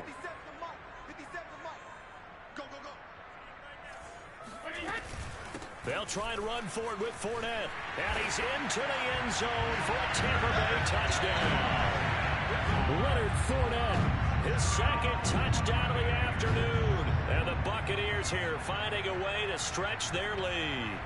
Well, that's certainly going to bump up the old win probability index because now it's a 2-score game here in the 4th quarter. Yeah, you're taking me into that deep water now. Win probability index. This game's definitely not over. We're not looking at a 0.5% or something. It's just 2 scores. But the way that this team has played, to me, what I've seen, they absolutely deserve to win this game. They've been the better team by far throughout. And following the touchdown now, it's Bradley Pinion on to kick this one away. Kicks it on the ground with a squib. Now a hit and a loose football. And it's picked up by the Buccaneers. And his crew will take over with a football at the 35-yard line. So problems compounding themselves here on the return. They just give up the touchdown, and now they lose the football. Yeah, partner, things are starting to unravel a little bit for them right in front of our eyes. They're going to be looking for some answers and quickly. Ball up to the 35 now as they come up on 1st and 10. Here's a give to Fournette. And he'll be taken down at the 34. And the tackle there by Jermaine Pratt. Yeah, things were pretty stacked up there in the middle of the line. A lot of bodies, not much space. I think ultimately he was fortunate to get anything out of that run. Fournette once more on second down. And a short gain down to about the 33. They follow up the first down 1-yard run with a minimal gain of 2. And this is why aggressive defensive coordinators love to blitz. It wreaks havoc because they end up taking their attention to the blitzers, freed up the D lineman to make the play. And he will be marked down short of the first as they get to him at the 29. And now the Bengal defense here calling a timeout. It's just their first. They'll be down to 2 remaining as we step aside here in the fourth quarter. And with things looking pretty good on the scoreboard, they're going to keep the offense out there and go for it here on fourth. And he's got a man. It's the tight end Howard, complete. And in for the Buccaneers touchdown. O.J. Howard. He scored on the ground and through the air. And the Buccaneers have pretty well put it away here in the fourth quarter.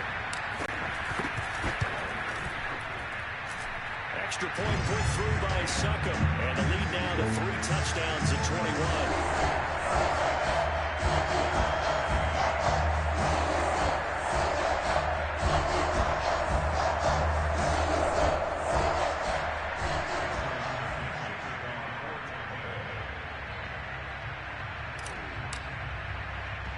Now Pinion with the kickoff honors following the touchdown. Kicks it on the ground with a squib, taken around the 28. Now a hit and a loose football. And it's picked up by the Buccaneers. As that ball got away from him, and he saw the opposing team recover it. He felt his pain? Oh, I felt his pain, and you know what was going through his head. Tuck it away. Take care of the ball. All the things he hears all week in practice, he didn't carry it over into the game. They're going to snuff this play out behind the line. We have not seen that much today. 2 yards the loss, 2nd and 12.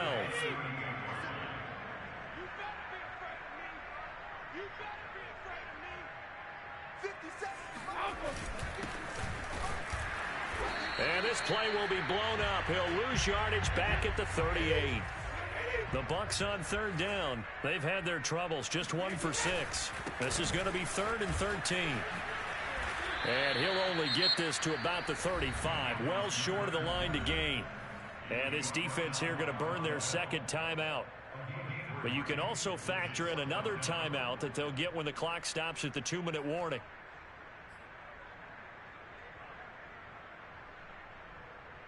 Brady not coming to the sideline. They're going to go for it here on 4th. Come get some. Come on here. Come get some. Here, switch it, switch it, switch it. Now a play fake. Brady. He's got this one complete to Perriman.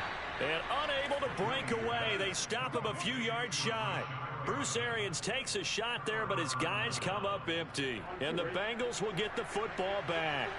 The Bengals drive about to get going.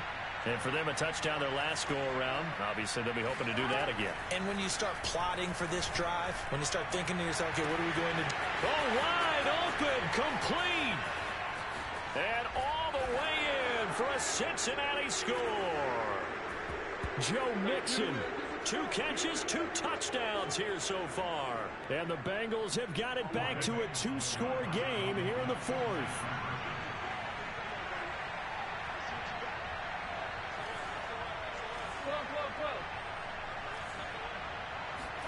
Throwing, Burrow. Out to his left. And he'll get in for the score. And that's going to cut the lead down to 13.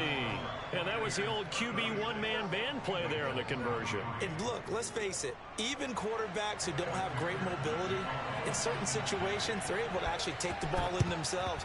Remember way back when Joe Namath against the Giants at the Yale Bowl, right? Remember Joe had all those knee operations. They thought he couldn't run it. No one accounted for him. He practically walked into the end zone. Let's go, defense. Our time. It's our time. Mike 5-5. Mike 5-5. Brady going to look to throw.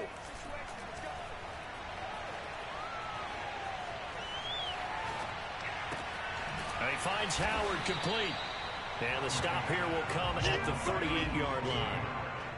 Not a big window to throw. Coverage wasn't too bad there. Yeah, they had him under wraps pretty well, but somehow able to muscle his way open and catch the ball. They'll try and run some clock here as they keep it on the ground. And for one of the few times here today, this run's not going to go anywhere. Call it no gain that time as it's going to leave them with a third and about 3 to go. Again, it's Fournette. And he'll be brought down, losing yardage back at the 40. Now the Bengals going to signal for their third and final timeout as they get it with under a minute to go now in the football game. Brady going to go on 4th down. And they hit him as he throws, as this one's going to go straight down to the turf. Incomplete. The Bucs try it on 4th down, but come up empty. And the Bengals will get the football back. The Bengals drive about to get going. And following that long touchdown pass, a one-play drive last time, see if the defense, you know they're ready. They don't want that to happen again. And you would have thought they would. And this is intercepted, and that should do it. Picked off by the veteran Richard Sherman. And the Bucs are going to have the football here at their own 35-yard line. The Buccaneers in good field position here to start out 1st and 10 at their 35-yard line. And maybe a measure of revenge there. He's had his way in this one, but this time they get him behind the line. First play of the drive goes the wrong way. Here's 2nd and 12. Running left, it's Fournette. And that is not going to get it done either. Once again, he's stopped behind the line by this Bengals D. Now on 3rd and long, they'll look to throw. He's going to look deep for Perriman. It's incomplete. Took a shot, couldn't connect. That's an excellent job right there on 3rd down. Like any defense, you never want to let them get anything started, and that would have been a 1st down. Instead, you saw the contact on time, no penalty, and before this drive could get wings, it's 4th down. Now they go for it on 4th, but this one is going to wind up incomplete. Boy, it looked like he had it and dropped it, and the Bengals are going to get it back in terrific field position.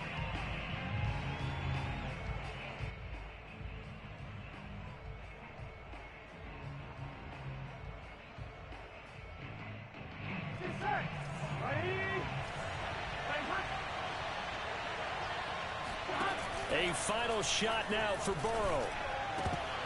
And this is dropped it incomplete. Well, there's a metaphor for how this one is gone as time is run out on this ball game.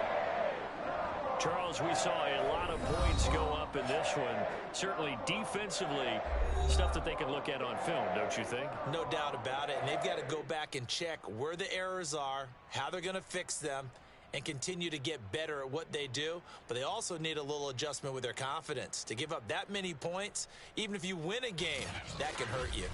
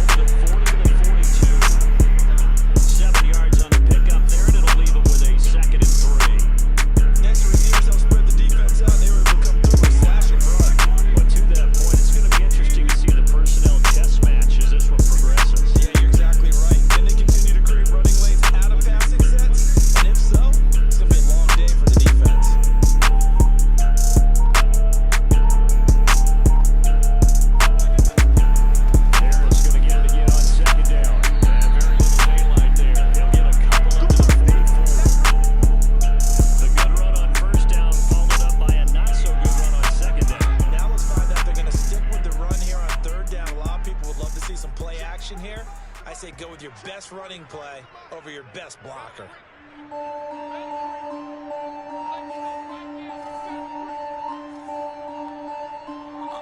Unoki fully loaded. Trying to pick it up on the ground with Harris. And Harris is not going to get there. Great work defensively to stop him short.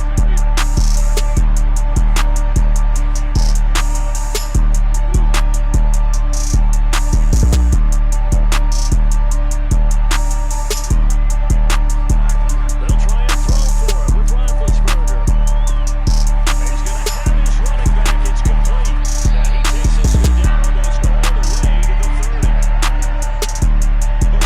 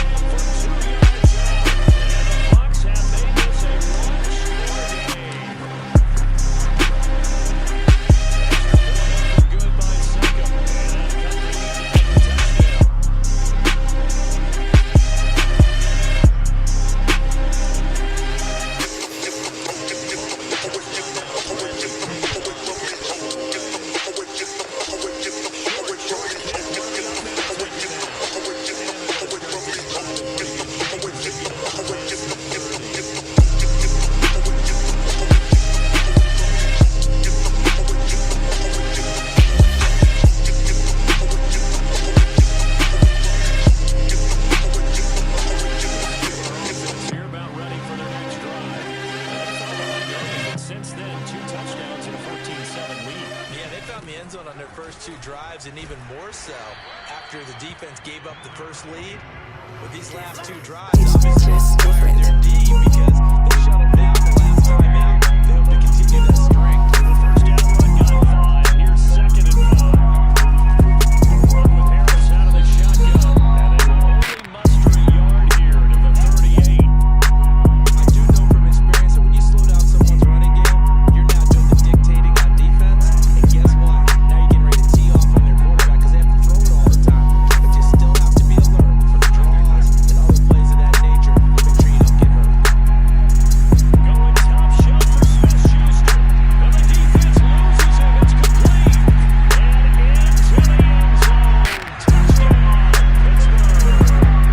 And that looked almost to be a case of, quarterback saying, hey, I'm going to throw this as far as I can and hope they run under it. Mission accomplished. That is absolutely demoralizing for a defense because you've got the offense on the ropes. It's 3rd down. You're trying to get off the field and then wham. You have a letdown in the secondary and you give up a big one. Boswell for the extra point. Unkeefully loaded. It's good, and it is now 21-7.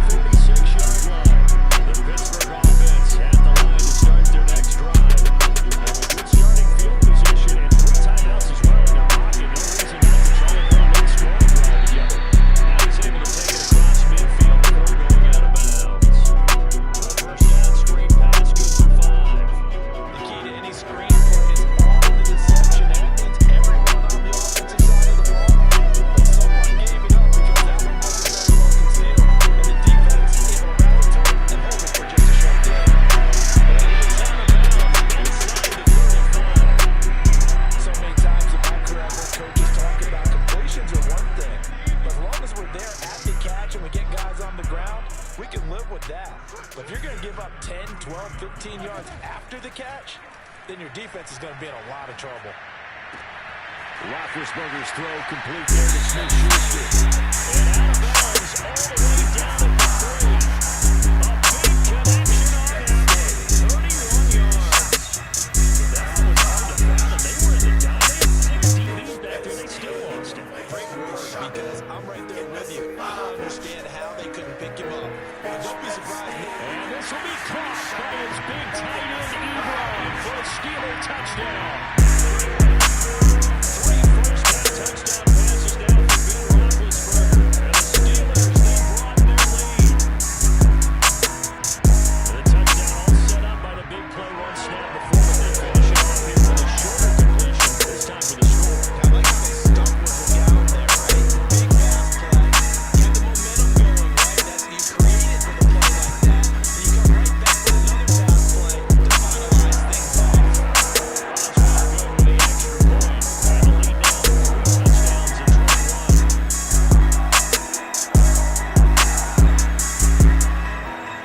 and 21. Boswell now to kick it away after the touchdown.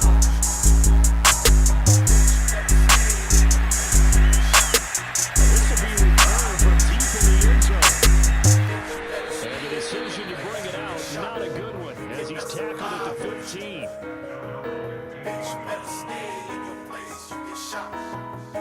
The Bucs offense set to begin their next possession. And with a 3-score deficit staring into the face, they might have to press the issue here, try to get points out of this drive.